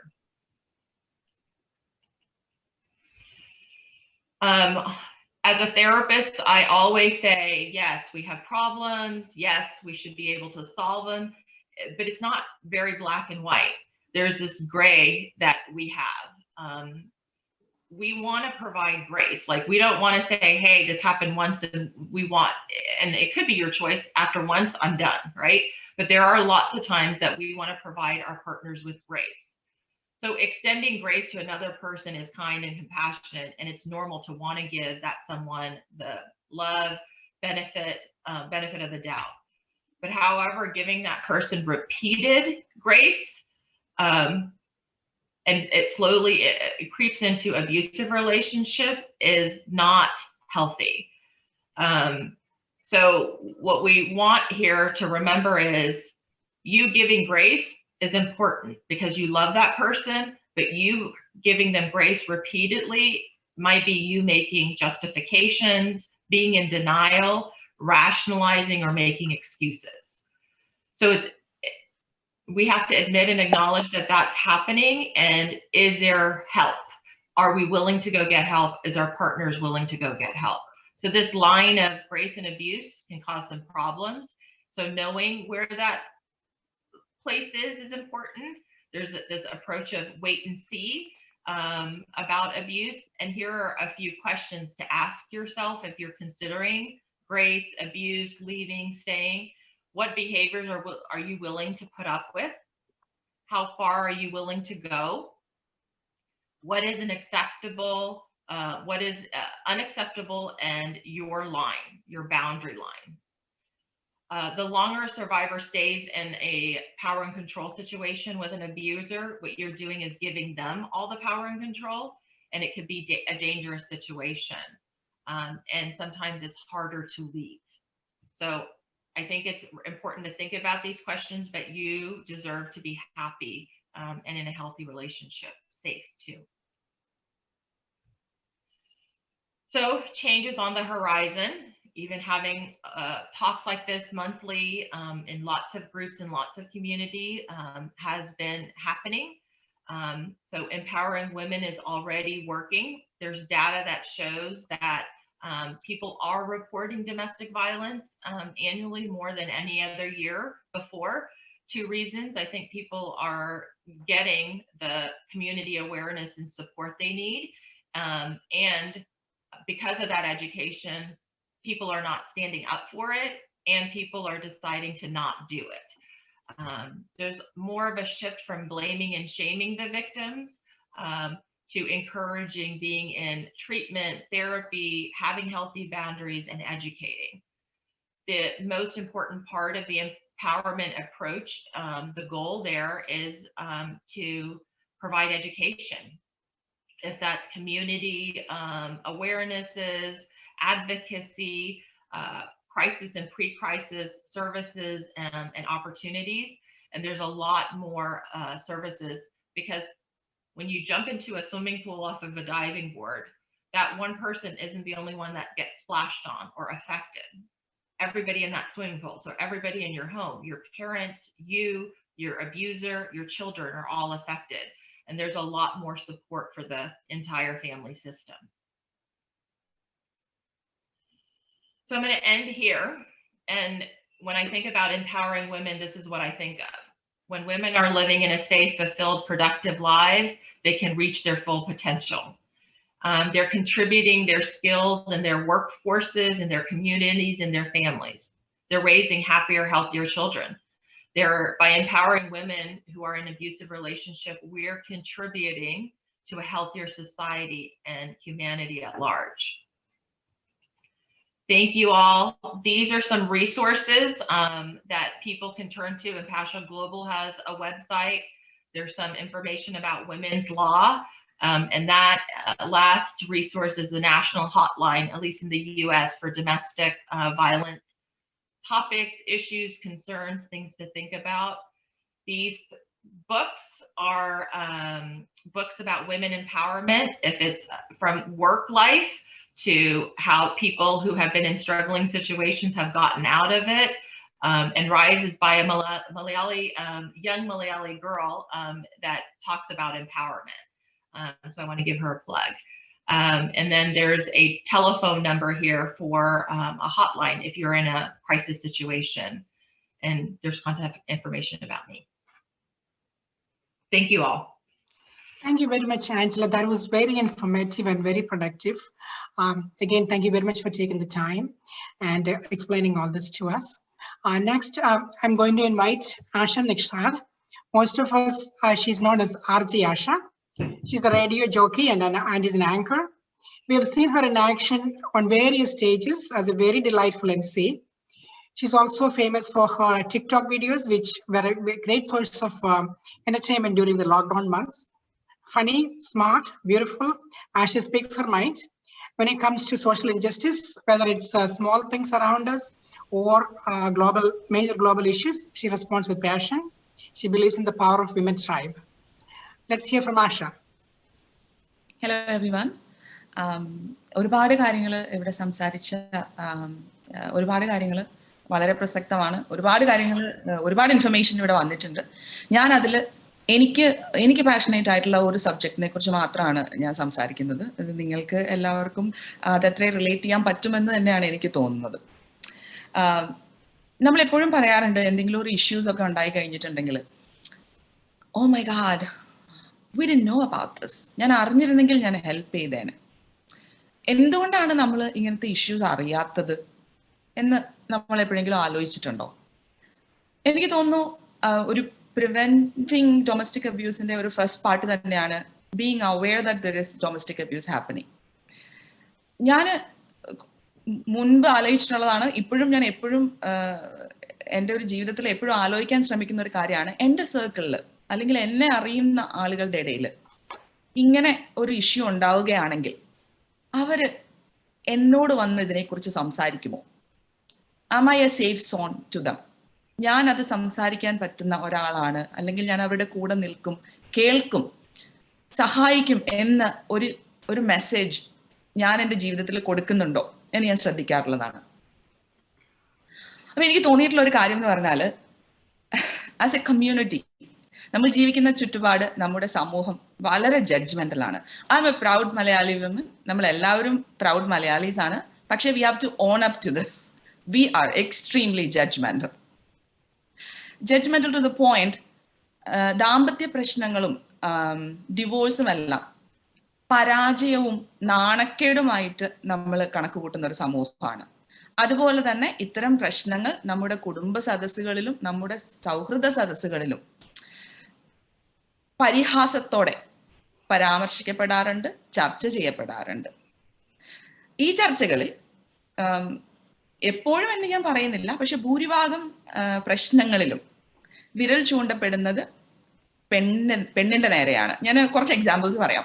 ഇപ്പൊ നേരത്തെ നമ്മുടെ ADGP സന്ധ്യ മാം പറഞ്ഞതുപോലെ, അമ്മ പാല് തരും എന്നൊരു സംഭവം പോലെ, അവൾ ഒരു പെണ്ണല്ലേ, അവൾ ശ്രദ്ധിച്ചിരുന്നെങ്കിൽ ഇത്രയും പ്രശ്നങ്ങൾ ഉണ്ടാകുമായിരുന്നില്ല. അവളുടെ ചാട്ടം കണ്ടപ്പോഴേ എനിക്ക് തോന്നിയതാ ഇതെവിടെ പോയി എത്താനാണ് എന്ന്. പെണ്ണാണെങ്കിൽ കുറച്ച് അടങ്ങി ഒതുങ്ങിയൊക്കെ ജീവിക്കണ്ടേ, അവളല്ലേ ക്ഷമിക്കേണ്ടത്, തുടങ്ങി ഒരുപാട് ആ ഒരു വേയിലുള്ള ചർച്ചകൾ നമ്മൾ കാണലുണ്ട്. ഈ ചർച്ചയിൽ അറിഞ്ഞോ അറിയാതെയോ ഒക്കെ നമ്മൾ ഭാഗമാകാറുമുണ്ട്. എനിക്ക് തോന്നുന്നു ഇങ്ങനെയുള്ള നമ്മൾ, ഈ ഒരു ചർച്ചകളുടെ ഭാഗമാകുന്ന, ഇങ്ങനത്തെ തമാശകൾ കേൾക്കുമ്പോൾ ചിരിക്കുന്ന നമ്മൾ എങ്ങനെയാണ് മറ്റുള്ളവർക്ക് ഒരു സേഫ് സോൺ ആയിട്ട് തോന്നാം എന്നോട് വന്ന് സംസാരിക്കാൻ? ഒരു നോട്ടം കൊണ്ടോ, ഒരു മൗനം കൊണ്ടോ, ഒരു ബോഡി ലാംഗ്വേജ് കൊണ്ടോ ഇത്തരം സംസാരങ്ങളിൽ അസഹിഷ്ണുത അല്ലെങ്കിൽ അതിന് എതിരായിട്ടുള്ള നമ്മുടെ നിലപാട് നമ്മൾ പ്രകടമാക്കാറുണ്ടോ? സെക്സിസ്റ്റ് ജോക്കുകളുടെ ഭാഗമാകാതിരിക്കാറുണ്ടോ നമ്മൾ? എനിക്ക് തോന്നുന്നു ചില സമയങ്ങളിൽ ഒരു സംഭാഷണത്തിന്റെ ഭാഗമാകാതിരിക്കുക എന്ന് പറയുന്നത് തന്നെ ഒരു നിലപാടാണ്. എനിക്ക് നമ്മുടെ വാക്കിലും നോക്കിലും പ്രവൃത്തിയിലും നമ്മുടെ ആശയ സംവേദനത്തിലും ഒക്കെ നമ്മൾ ഇങ്ങനെയുള്ള കാര്യങ്ങൾക്ക് എഗൻസ്റ്റ് ആണ്, അല്ലെങ്കിൽ നമ്മൾ ജഡ്ജ്മെന്റൽ അല്ല എന്നൊരു മെസ്സേജ് നമ്മൾ നമ്മുടെ കമ്മ്യൂണിറ്റിയിലെ ആളുകൾക്ക് കൊടുക്കുന്നുണ്ടോ? അങ്ങനെ കൊടുക്കുന്നുണ്ടെങ്കിൽ എനിക്ക് ഉറപ്പാണ് നമ്മൾ അവരുടെ സേഫ് സോൺ ആയിരിക്കും. ഇങ്ങനത്തെ സംഭവങ്ങൾ നമ്മൾ അവിടെ ഇവിടെയും കാണുന്ന ഒറ്റപ്പെട്ട സംഭവങ്ങൾ മാത്രമല്ല, ഇന്നോ നാളെയോ എല്ലാവരുടെയും ജീവിതത്തിൽ സംഭവിക്കാവുന്ന സംഭവങ്ങളാണ്. വിധിക്കാതെ കേൾക്കാൻ ഒരാളുണ്ടാവുക എന്ന് പറയുന്നതിൽ എൻ്റെ അപ്പുറം ഒരു ഭാഗ്യമില്ല എന്ന് ഞാൻ പറയും. അപ്പോ അങ്ങനെ ഒരാളാകാൻ നമ്മുടെ വിമൻ ട്രൈബിന്, നമ്മളോട്, വിമൻ ട്രൈബിന് തന്നെയല്ല കേട്ടോ, ഈ ഒരു സിറ്റുവേഷനിലൂടെ കടന്നു പോകുന്ന ആർക്ക് തന്നെയാണെങ്കിലും ഇപ്പോൾ നമ്മളുടെ സംസാരം എന്താണ് സ്ത്രീ കേന്ദ്രീകൃതമായതുകൊണ്ട് ഞാൻ പറയുകയാണ്, നമ്മുടെ വുമൻ ട്രൈബിന് നമ്മളുടെ അടുത്ത് വന്ന് ഒട്ടും സങ്കോചമില്ലാതെ ഇങ്ങനെ ഒരു കാര്യം സംസാരിക്കാനുള്ള ഒരു വേദി അല്ലെങ്കിൽ ഒരു വ്യക്തിയായി നമ്മൾ മാറണ്ടേ? അപ്പൊ നിങ്ങൾ ചോദിക്കും, ഞാൻ എപ്പോഴും ഇങ്ങനെയാണോ, ആശ എപ്പോഴും അങ്ങനെയാണോ? അല്ല, ഞാൻ വളർന്ന സംസ്കാരത്തിന്റെ, ഞാൻ വളർന്ന ചുറ്റുപാടുകളുടെ, സമൂഹത്തിന്റെ, കുടുംബത്തിന്റെ ഒക്കെ ഭാഗമാണ്. ഞാൻ ഇങ്ങനത്തെ ചർച്ചകളുടെ ഭാഗമായിട്ടുണ്ട്, ഇങ്ങനത്തെ ചർച്ചകളിൽ പങ്കെടുത്തിട്ടുണ്ട്, ഈ തമാശകൾ കേട്ട് ചിരിച്ചിട്ടുണ്ട്, കൈയടിച്ചിട്ട് പെണ്ണിന്റെ കുറ്റമാണെന്ന് ഞാനും പറഞ്ഞിട്ടുണ്ട്. പക്ഷെ ഇപ്പോൾ മാറാൻ ശ്രമിക്കുന്നു. നമ്മൾ ഇങ്ങനെ ചെയ്യുന്ന കുഞ്ഞു കുഞ്ഞു മാറ്റങ്ങൾ കൊണ്ട് എൻ്റെ ചുറ്റുപാടിലും എൻ്റെ കുടുംബത്തിലും ഞാനായിരിക്കുന്ന അവസ്ഥയിലും എൻ്റെ സുഹൃത്തുക്കളുടെ ഇടയിലും ഒരു ചെറിയ ചേഞ്ച് ഉണ്ടാക്കാൻ പറ്റുകയാണെങ്കിൽ അതൊരു വലിയ ഭാഗ്യമായി തന്നെ കരുതുന്നു. അതാണെന്ന് തോന്നുന്നു എനിക്കിതിൽ ചെയ്യാൻ പറ്റുന്ന ഒരു കാര്യം. So the first thing is being there for them. കേൾക്കുക എന്നുള്ളതാണ് ഏറ്റവും ഇമ്പോർട്ടൻ്റ് ആയിട്ടുള്ള ഒരു കാര്യം. അതും നോൺ ജഡ്ജ്മെന്റൽ ആയിട്ട് കേൾക്കുക എന്നുള്ളത്. രണ്ടാമത്തെ കാര്യം എന്ന് പറഞ്ഞിട്ടുണ്ടെങ്കിൽ, നമ്മളായിരിക്കാത്ത, നമ്മൾ അനുഭവിക്കാത്ത ഒന്നും സത്യമല്ല എന്നൊരു തോന്നൽ ചിലപ്പോൾ എനിക്ക് തോന്നി, എനിക്ക് ഉണ്ടാവാറുണ്ടോ, അങ്ങനെ ഉണ്ടാവും എന്നൊക്കെ. അങ്ങനെ ഉണ്ടാവും. മറ്റുള്ളവരുടെ ഫീലിങ്സിനെ നിസ്സാരവൽക്കരിക്കാതിരിക്കുക, അത് നമ്മൾ ചെയ്യേണ്ട ഒരു കാര്യമാണ്. വീണ്ടും വീണ്ടും അബ്യൂസീവ് റിലേഷൻഷിപ്പിലേക്ക് തള്ളിവിടാതിരിക്കുക. അതിന് പ്രൊഫഷണലി ഞാൻ ടാലന്റഡ് അല്ല, പക്ഷെ ആ കമ്മ്യൂണിറ്റി സപ്പോർട്ടും പ്രൊഫഷണൽ സപ്പോർട്ടും കുറിച്ച് നമ്മൾ സംസാരിക്കുമ്പോഴാണ് എംപാഷ്യ ഗ്ലോബൽ പോലുള്ള സംഘടനകളുടെ പ്രസക്തി. And I'm very proud to be a part of it. And I'm so happy that these kinds of dialogues are happening right now. ഇങ്ങനത്തെ ഒരു സംഘടന ഉണ്ടാവുക, റെഗുലർ ബേസിൽ ഇങ്ങനത്തെ ഒരു കോൺവെർസേഷൻ നടക്കുക എന്നുള്ളത് തന്നെയാണ് എല്ലാത്തിൻ്റെയും ആരംഭം. ഇങ്ങനെ ഒരു സംഘടനയുള്ളപ്പോൾ, ഇപ്പൊ നേരത്തെ സന്ധ്യ മാം പറഞ്ഞതുപോലെ ഒരു ഗ്ലോബൽ സപ്പോർട്ട് ഗ്രൂപ്പാണ് വിക്ടിംസിന് ലഭിക്കുന്നത്. ഒരു സപ്പോർട്ടും ഇല്ലാതെ, ആരുമില്ല, സമൂഹത്തിന്റെ കളിയാക്കലിനും വിധേയയായി ജീവിക്കേണ്ടി വരുമെന്ന് വിചാരിച്ച് ആത്മഹത്യയിലേക്ക് പോകുന്ന എത്ര കുടുംബങ്ങൾ, കുട്ടികളെയും കൂട്ടി ആത്മഹത്യയിലേക്ക് പോകുന്ന സ്ത്രീ ജീവിതങ്ങളുള്ളപ്പോൾ being a global support to them, അത് അവർക്ക് നൽകുന്ന ഒരു എംപവർമെന്റ് എത്രയാണെന്ന് എനിക്ക് പറഞ്ഞറിയിക്കാൻ പറ്റില്ല. So kudos to all executive members of this Empathia Global, and thank you for giving me the opportunity to talk about something that I'm very passionate about. And eniki ithreyullu, this is what I am trying to do, and be kind, compassionate, and most importantly, non-judgmental towards our women tribe. More power to all of you. Thank you again. Thank you very much, Asha. That was very powerful. വിധിക്കാതെ കേൾക്കാൻ കഴിയുന്ന ആളുകളായി മാറാൻ നമുക്ക് കഴിയട്ടെ എന്ന് നമുക്ക് ആശിക്കാം. അടുത്തതായിട്ട് we are inviting DT Nair. She is well known to our Malayali community. She is the former president of Kerala Association of New Jersey. She is the current chairperson of former Women's Forum Mid-Atlantic region. She is an active member of our Malayali community in the US. She works with the J&J Pharmaceuticals under drug safety. Soft-spoken, powerful, beautiful DT Nair. Hi, thank you, Sarah Chechi. Thank you, Empatia Global, Benchaya, Vinod. Thank you so much for having me today as a speaker. I'm truly honored to be part of this discussion, especially for a topic that's so close to my heart. So last month, people all over the world celebrated International Women's Day, and personally, I had just finished watching HBO series. I don't know if all of you know about the series. It's called Big Little Lies, and it's about lives of these 5 women who struggle to keep it together in a society that expects women to be stronger than they are. And it's got stories about abuse, this power, love, jealousy, all these emotions that you can think of. But the main crux of the series that really stood out and hit hard was domestic violence. And it hit me hard because, mainly because, and it is not a spoiler for those who haven't watched this, but the lady who portrays this, the character, Nicole Kidman, she's a victim who keeps getting abused, and yet she decides to go back and stay in the marriage. It is for the children, the society, the stigma that's attached to being in an abusive relationship.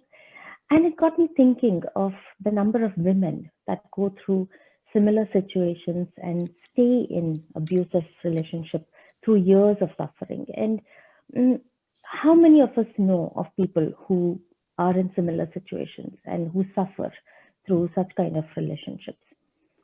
And I did a little bit of research on this, and it's the statistics are surprising. Nearly 10 women per minute are victims of physical violence by their partner in the United States alone, and that in 1 year equates to 5 million women. It's shocking. And being an active member in the community, and being part of the organizations for many years, I've known of so many women who've gone through, such,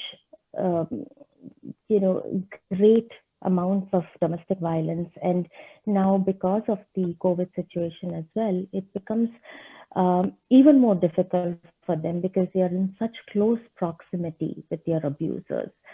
And from the very few cases of domestic abuse that I have personally had to deal with and help with, there are a few threads that are very common, and these are the cases that and these common threads that are topics that can be used to empower these women with.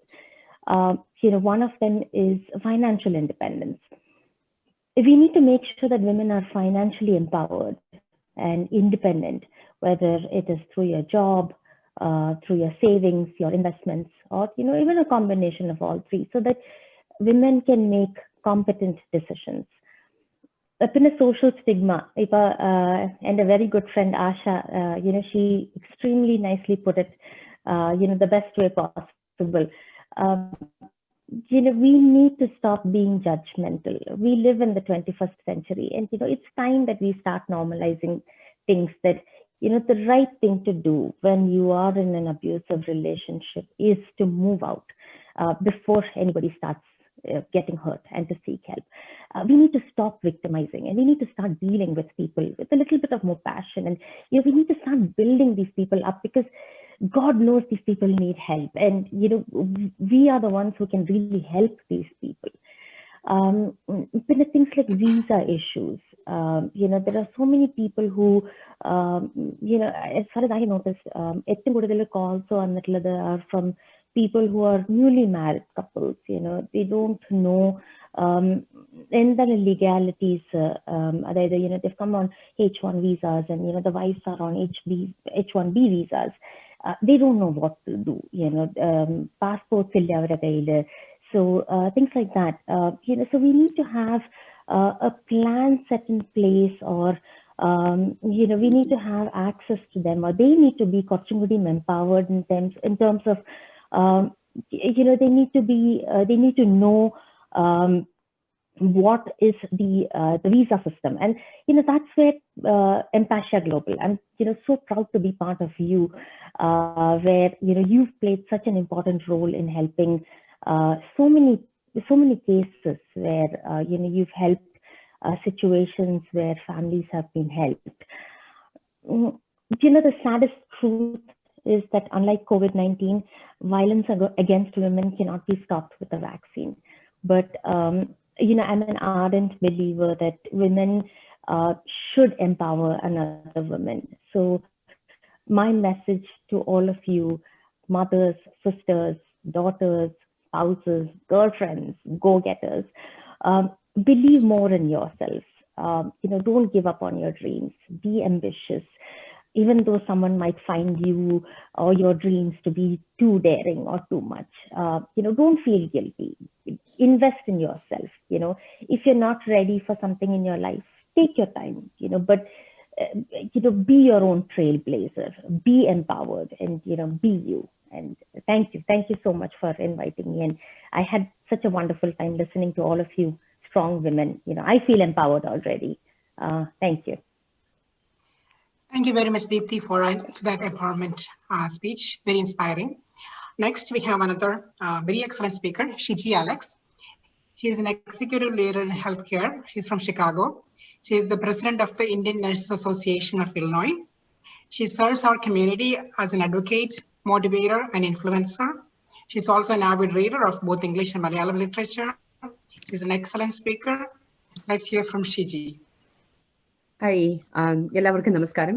ഇത് വളരെ ഗംഭീരമായ ഒരു ചടങ്ങായിരുന്നു. നമ്മുടെ സന്ധ്യ മാഡത്തിൽ നിന്ന് കേട്ടു. പിന്നീട് നമ്മോട് share ചെയ്ത എല്ലാ എക്സലന്റ് പോയിന്റ്സ് ആണ് നമ്മൾ ഇവിടെ കേട്ടത്. ഇതിനോട് എന്നെ ഇൻവൈറ്റ് ചെയ്തതിന് എംപാഷ്യ ഗ്ലോബലിന്റെ എക്സിക്യൂട്ടീവ് ടീമിനോടുള്ള നന്ദി അറിയിച്ചു കൊള്ളട്ടെ. നന്ദി എന്ന് പറയുമ്പോൾ എനിക്ക് തോന്നുന്നു എൻ്റെ ജീവിതത്തിന് കുറച്ചു പേരോട് നന്ദി പറഞ്ഞുകൊണ്ട് തുടങ്ങാം. അതായത് 4മതും ഒരു പെൺകുട്ടിയാണ് എന്നറിഞ്ഞിട്ട് എന്നെ ജീവിക്കാൻ അനുവദിച്ചതിന്, എനിക്ക് വിദ്യാഭ്യാസം തന്നതിന്, ജോലി തേടി സ്വന്തം കാലിൽ നിൽക്കാനായിട്ട് അനുവദിച്ചതിന്, നീ ഒരു പെണ്ണാണ്, നാളെ മറ്റൊരു വീട്ടിൽ അടുക്കളയിൽ പോകേണ്ടവളാണ് എന്ന് ആവർത്തിച്ച് ഓർമ്മിപ്പിക്കാതിരുന്നതിന്, വിവാഹാലോചനകൾ വന്നപ്പോൾ നിനക്ക് ഇഷ്ടമുള്ള ഒരാളെ ഈ ആലോചനകളിൽ നിന്ന് കണ്ടുപിടിച്ചുകൊള്ളൂ എന്ന് പറഞ്ഞതിന് എൻ്റെ പിതാവിനോടും മാതാവിനോടും, വിവാഹശേഷവും പഠിക്കുവാൻ അനുവദിച്ചതിന്, ഏത് പാതിരാത്രിയിലും ഒരാവശ്യത്തിന് ആരെങ്കിലും വിളിച്ചാൽ വണ്ടിയും എടുത്ത് പുറത്തിറങ്ങുവാൻ അനുവദിക്കുന്നതിന്, കുടുംബത്തിൽ പിറന്ന പെണ്ണ് രാത്രിയിൽ ഒറ്റയ്ക്ക് ഡ്രൈവ് ചെയ്യില്ല എന്ന് പറഞ്ഞ് എന്നെ വിലക്കാതിരിക്കുന്നതിന്, ഏത് സംസ്ഥാനത്തും ഏത് രാത്രിയിലും ഫ്ലൈറ്റിൽ ചെന്നിറങ്ങി ഒരു റെന്റേ കാർ എടുത്ത് അവിടുത്തെ മീറ്റിംഗും കഴിഞ്ഞ് പിറ്റേന്ന് വരുമ്പോഴോ 2 ദിവസം കഴിഞ്ഞിട്ട് വരുമ്പോഴോ നല്ല പെൺകുട്ടികൾ ഇങ്ങനെയല്ല, ഒറ്റയ്ക്ക് സഞ്ചരിക്കില്ല എന്ന് പറഞ്ഞ് വേക്കാതിരിക്കുന്നതിന് എൻ്റെ ഭർത്താവിനോട് നന്ദി പറഞ്ഞുകൊണ്ട് തുടങ്ങട്ടെ. ഞാൻ എന്തിനാ ഇങ്ങനെ അതിനാടകീയമായിട്ട് നന്ദി പറഞ്ഞതെന്ന് ഓർത്താൽ, ഓരോ പെണ്ണിന്റെയും ജീവിതം, ഓരോ പെണ്ണിന്റെയും ഗാർഹിക പരിസരങ്ങളിൽ ഇങ്ങനെയാണ്. കാരണം നമ്മൾ ഔദാര്യത്തിന് കാത്തു നിൽക്കുന്ന, അനുവാദത്തിന് കാത്തു നിൽക്കുന്ന കുലസ്ത്രീകളാണ് ആകണം എന്ന് നമ്മെ ഓർമ്മിപ്പിച്ചുകൊണ്ടിരിക്കുന്ന ഒരു സമൂഹത്തിന്റെ ചുറ്റുപാടിലാണ് നമ്മൾ ഓരോ ദിവസവും ജീവിക്കുന്നത്. അത് നമ്മൾ കൾച്ചറലി നോക്കിക്കഴിഞ്ഞാൽ പതി പരമേശ്വർ എന്ന് പറഞ്ഞ് കേട്ട ഒരു കാര്യമുണ്ട്. ഗതി കിട്ടണമെങ്കിൽ പതിയെ പരമേശ്വരനായിട്ട് കരുതണം. കമുകിലോ തെങ്ങിലോ കയറുന്ന ഒരു പുരുഷൻ അത് സേഫ്റ്റി പ്രിക്കോഷൻസ് എടുക്കാതെ മൂടുകുത്തി താഴെ വീണാൽ അത് അകത്തിരുന്ന സ്ത്രീയുടെ കുറ്റമാകുന്ന ഒരു കൾച്ചറിലാണ് നമ്മൾ വളർന്നത്.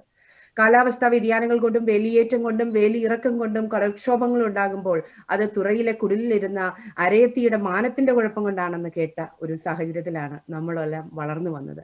ആ സാഹചര്യത്തിൽ നിന്ന് വന്ന ഒന്നാം തലമുറയിൽപ്പെട്ട പ്രവാസി സ്ത്രീകൾക്ക് ഇങ്ങനെയല്ലാതെ എങ്ങനെയാണ് പ്രതികരിക്കുവാൻ സാധിക്കുക?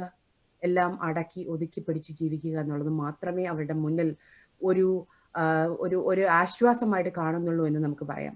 പക്ഷേ നമ്മൾ ഈ നാഷണൽ ഗ്ലോബൽ ആവറേജ് വിമനെതിരെയുള്ള പീഡനങ്ങൾ, ഗാർഹിക പീഡനങ്ങളെ പറ്റി ചിന്തിച്ചു കഴിഞ്ഞാൽ 3-ൽ 1 സ്ത്രീ ഗാർഹിക പീഡനത്തിന്, ഇന്റിമേറ്റ് പാർട്ട്ണറിന്റെ പീഡനത്തിന് ഇരയാകുന്നുണ്ട്.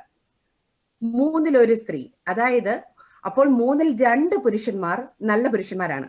ഞാൻ അവർക്ക് ആദ്യമേ നന്ദി പറഞ്ഞുകൊണ്ട് നമുക്ക് സംസാരിക്കാം. ആ നല്ല 2 പുരുഷന്മാർ, 3-ൽ ഓരോ 2 പുരുഷന്മാരെയും ഞങ്ങൾ സ്ത്രീകൾ ആദരിക്കുന്നു. ഗാർഹിക പീഡനം എന്ന് പറയുമ്പോൾ ഡെഫിനിഷൻ പോലും അറിയാത്ത സ്ത്രീകൾ നമ്മുടെ ഇടയിൽ കാണുമായിരിക്കും. ഗാർഹിക പീഡനം it's a cross cultural phenomenon ആണ്. പല കൾച്ചറിലും, especially South Asian culture, it is considered as it is permitted and allowable because of the structure and ideologies of our culture. ഞാൻ ആദ്യം സൂചിപ്പിച്ചതുപോലെയാണ് ഈ പതി പരമേശ്വർ പോലെയുള്ള കൺസെപ്റ്റിലാണ് നമ്മൾ വളർന്നു വരുന്നത്. പക്ഷേ സ്ത്രീ പെണ്ണ് എന്ന് പറയുമ്പോൾ തന്നെ എൻ്റെ പുരികം ചുളിഞ്ഞതുപോലെ പലരുടെയും പുരികം ചുളിയാറുണ്ട്. കാരണം SP സന്ധ്യ ആദ്യമായിട്ട് കൊല്ലത്ത് SP ആയിട്ടാണ് വന്നത്. അന്ന് എൻ്റെ കോളേജ് കാലഘട്ടമാണ്. പോലീസിലെ പെൺസിംഹം എന്നൊക്കെ പറഞ്ഞ മീഡിയകൾ എഴുതി. അത് എന്താണ് പെണ്ണിനൊരു പ്രത്യേകത, പെണ്ണിനൊരു കുഴപ്പമെന്നൊക്കെ ഞങ്ങൾ സ്റ്റുഡൻസിന്റെ ഇടയിൽ ചോദിക്കുമായിരുന്നു. എന്തുകൊണ്ടാണ് മീഡിയ ഇത്ര രീതിയിൽ, ഇങ്ങനെ രീതിയിലൊക്കെ എഴുതി ഒരു സ്ത്രീ SP യെ പറ്റി എഴുതുന്നത്? അല്ലെങ്കിൽ എന്തോ ഒരു കുഴപ്പമാണ് ഒരു സ്ത്രീ SP ആയാൽ? ഇങ്ങനെയൊക്കെ ഞങ്ങൾ അന്ന് ചിന്തിച്ചിട്ടുണ്ട് 90കളുടെ ആദ്യ കാലഘട്ടങ്ങളിൽ. പക്ഷെ ഇവിടെ നമ്മൾ അമേരിക്കയിലായിരിക്കുന്നു. അമേരിക്കയിൽ ഇരിക്കുമ്പോഴും നാട്ടിലെ കൾച്ചറൽ നോംസ് നമ്മൾ പ്രാക്ടീസ് ചെയ്യുന്നു വീടിന്റെ അകത്ത്. പക്ഷേ പെൺകുട്ടികൾ, 17ഉം 18ഉം വയസ്സുള്ള പെൺകുട്ടികൾ വീടിന്റെ അകത്തുള്ള മാതാപിതാക്കൾക്ക് അറിയാം ആ കൾച്ചറൽ അവരുടെ അടുത്ത് നടക്കില്ല. അവര് സ്വതന്ത്രമായിട്ട് ചിന്തിക്കുന്നു, യാത്ര ചെയ്യാൻ ആഗ്രഹിക്കുന്നു, അവരുടെ ആവശ്യങ്ങൾ, അവരുടെ നിലപാടുകൾ പ്രതിപാദിക്കുന്നു. എനിക്ക് ഇത് വളരെ ഒരു വാസ്റ്റ് ടോപ്പിക്കാണ്. നമുക്ക് ഒരുപാട് നേരം സംസാരിക്കാൻ പറ്റും. പക്ഷേ എല്ലാ പ്രഗത്ഭ വ്യക്തികളും ഇവിടെ ഇത് സംസാരിച്ചു കഴിഞ്ഞു. എനിക്ക് തരാനുള്ള ഒരു ടിപ്പ് മാത്രമേ ഉള്ളൂ. ആഷ സൂചിപ്പിച്ചതുപോലെ എന്തോ നമ്മുടെ ജീനിന്റെ ഗുണം കൊണ്ടാകാം മറ്റുള്ള മനുഷ്യരെ മനസ്സിലാക്കുവാനും അവർ കടന്നു പോകുന്ന വേദനകളിൽ അവരോടൊപ്പം പങ്കാളിയാകാനും കൂട്ടു നടക്കാനും എനിക്ക് ഒരു യോഗമുള്ളത് കൊണ്ടാകാം ഞാൻ ഒരാഴ്ചയിൽ ഒരു 3-ഓ 4-ഓ അബ്യൂസ് കേസസ് കേൾക്കാറുണ്ട്. എനിക്ക് ഫോൺ കോളുകൾ വരാറുണ്ട്. അപ്പോൾ ഞാൻ ഒരു സേഫ് സോൺ ആണ് എന്ന് പലർക്കും തോന്നിക്കാൻ എനിക്കും പറ്റുന്നതിൽ ഞാൻ സ്വയം അഭിമാനിക്കുന്നു. അതുകൊണ്ട് തന്നെ അങ്ങനെ മുന്നോട്ട് പോകണമെന്ന് തന്നെയാണ് എൻ്റെ താല്പര്യവും. ഒരു കാര്യം മാത്രമേ എനിക്ക് നമ്മുടെ മലയാളി സ്ത്രീകളോട് സംസാരിക്കാനുള്ളൂ. കാരണം പലപ്പോഴും ഞാൻ ജോലിയിടങ്ങളിൽ കാണുന്നതാണ്, ഇരിക്കുന്ന ഇരിപ്പിന് പോലും ഒരു ടേബിളിൽ ഒരു കസേര ഒഴിഞ്ഞു കിടന്നാൽ ഒരു മലയാളിയാണ് അവർ പ്രൊഫഷണൽ എങ്കിലും ഒന്ന് ഇരിക്കുമെന്ന് പറഞ്ഞാൽ ഇരിക്കാൻ പോലും ബുദ്ധിമുട്ടുന്ന, അവിടെ എങ്ങനെ ഇരിക്കും എന്ന് വിചാരിച്ച് ചിന്തിച്ച് നിൽക്കുന്ന, ജാള്യതയോടെ നിൽക്കുന്ന സ്ത്രീജനങ്ങളോട് എനിക്കൊരു കാര്യം മാത്രമേ പറയാനുള്ളൂ. നിങ്ങൾ ആ ടേബിളിന്റെ അടുത്തേക്ക് ഒരു കസേര വലിച്ചിടുക. നിങ്ങൾക്കൊരിടം തരാൻ നിങ്ങൾ തന്നെ ഇടം കണ്ടെത്തുക. നിങ്ങൾ മനസ്സിലാക്കുക. കാരണം നമ്മൾ ഒരു ഗ്ലോറിഫൈഡ് റോളിന് വേണ്ടിയിട്ടല്ല ഒരു പെണ്ണും ഒരു വ്യക്തിയും ഈ ലോകത്ത് ജനിച്ചിരിക്കുന്നത്. നമ്മൾ സർവം സഹയായ അമ്മയാണ്, എല്ലാം സഹിക്കുന്നവളായതുകൊണ്ട് മാത്രം അങ്ങനെയുള്ള കാര്യങ്ങൾ കേട്ട് നമ്മൾ അങ്ങനെയായി മാറാൻ ശ്രമിക്കരുത്. പ്രതികരിക്കുവാനായിട്ട് നമുക്ക് സാധിക്കണം. ഇത് നല്ലതല്ല, ഇത് എന്നെ അൺകംഫർട്ടബിൾ ആക്കുന്നു എന്ന് തുറന്നു പറയുവാൻ നമുക്ക് ഓരോരുത്തർക്കും സാധിക്കട്ടെ.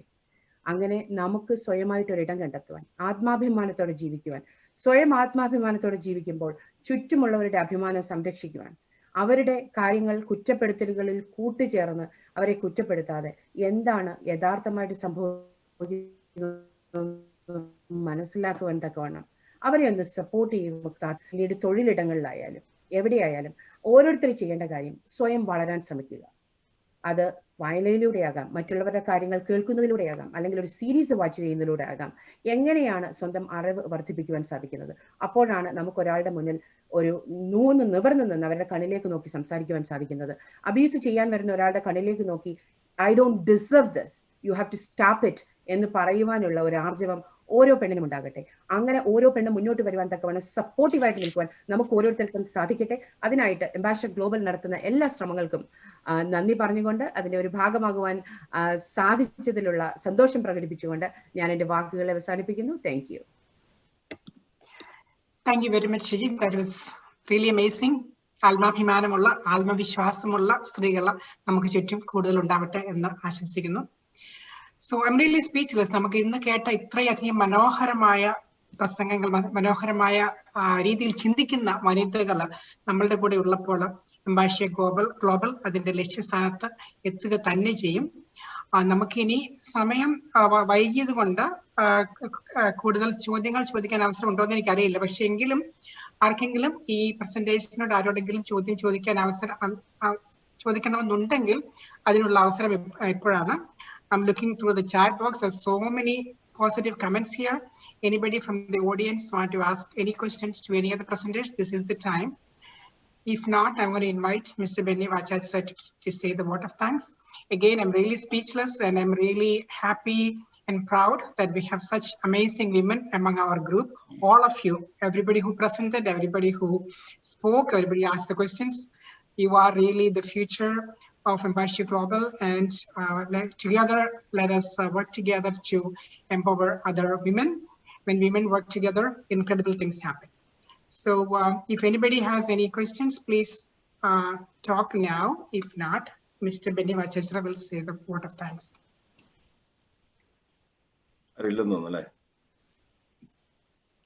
Okay. എല്ലാവർക്കും നമസ്കാരം. കുടുംബത്തിലെ ഐക്യവും മനപ്പൊരുത്തവും ശ്രുതി മധുരമാക്കുന്നതിന് കൃത്യമായ ബോധവൽക്കരണം അത്യന്താപേക്ഷിതമാണ്. ഈ മഹത്തായ ലക്ഷ്യത്തിന് വേണ്ടിയാണ് എംപാഷ്യ ഗ്ലോബൽ നിലവിൽ വന്നിരിക്കുന്നത്. എല്ലാ മാസവും 3rd സാറ്റർഡേയിൽ ഇതേ സമയത്താണ് എംപാഷ്യ ഗ്ലോബൽ വെബിനാർ സംഘടിപ്പിക്കുന്നത്.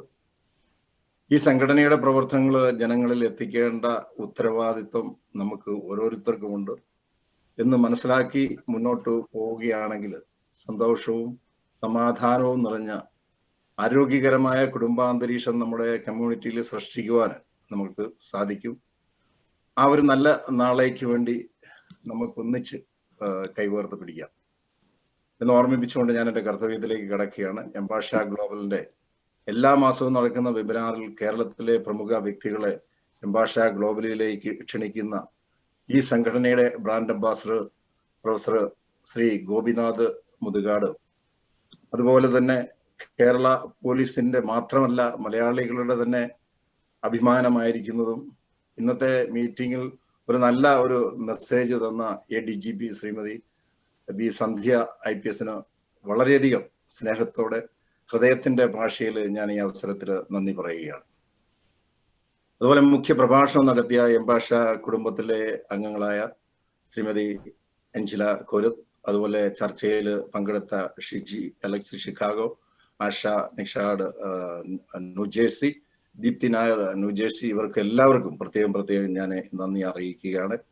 എംപാഷ്യ ഗ്ലോബലിന്റെ പ്രവർത്തനങ്ങൾ ന്യൂസ് ലെറ്ററിലൂടെ ജനങ്ങളിൽ എത്തിക്കുന്ന മാലിനി എന്ന തൂലികാ നാമത്തിൽ അറിയപ്പെടുന്ന ഞങ്ങളുടെ സ്വന്തം നിർമ്മല ജോസഫിനും എംപാഷ്യയുടെ ബാക്ക് ബോൺ ആയ doctor Sara Eesho, director board അംഗങ്ങൾ, അഡ്വൈസറി ബോർഡിൽ പ്രവർത്തിക്കുന്നവരും പ്രൊഫഷണൽ കമ്മിറ്റിയിൽ ഗ്ലോബൽ കമ്മിറ്റി, നിങ്ങൾക്ക് എല്ലാവർക്കും സ്നേഹത്തിന്റെ സന്തോഷത്തോടു കൂടി ഞാൻ നന്ദി അറിയിക്കുകയാണ്. അതുപോലെ ഈ മീറ്റിങ്ങിൽ പങ്കെടുത്ത എല്ലാവർക്കും ഹൃദയത്തിന്റെ ഭാഷയിൽ നന്ദി പറഞ്ഞുകൊണ്ട് ഞാൻ നിർത്തുകയാണ്. So C you on next month, which is 15. So you have a wonderful weekend. Thank you. Thank you guys.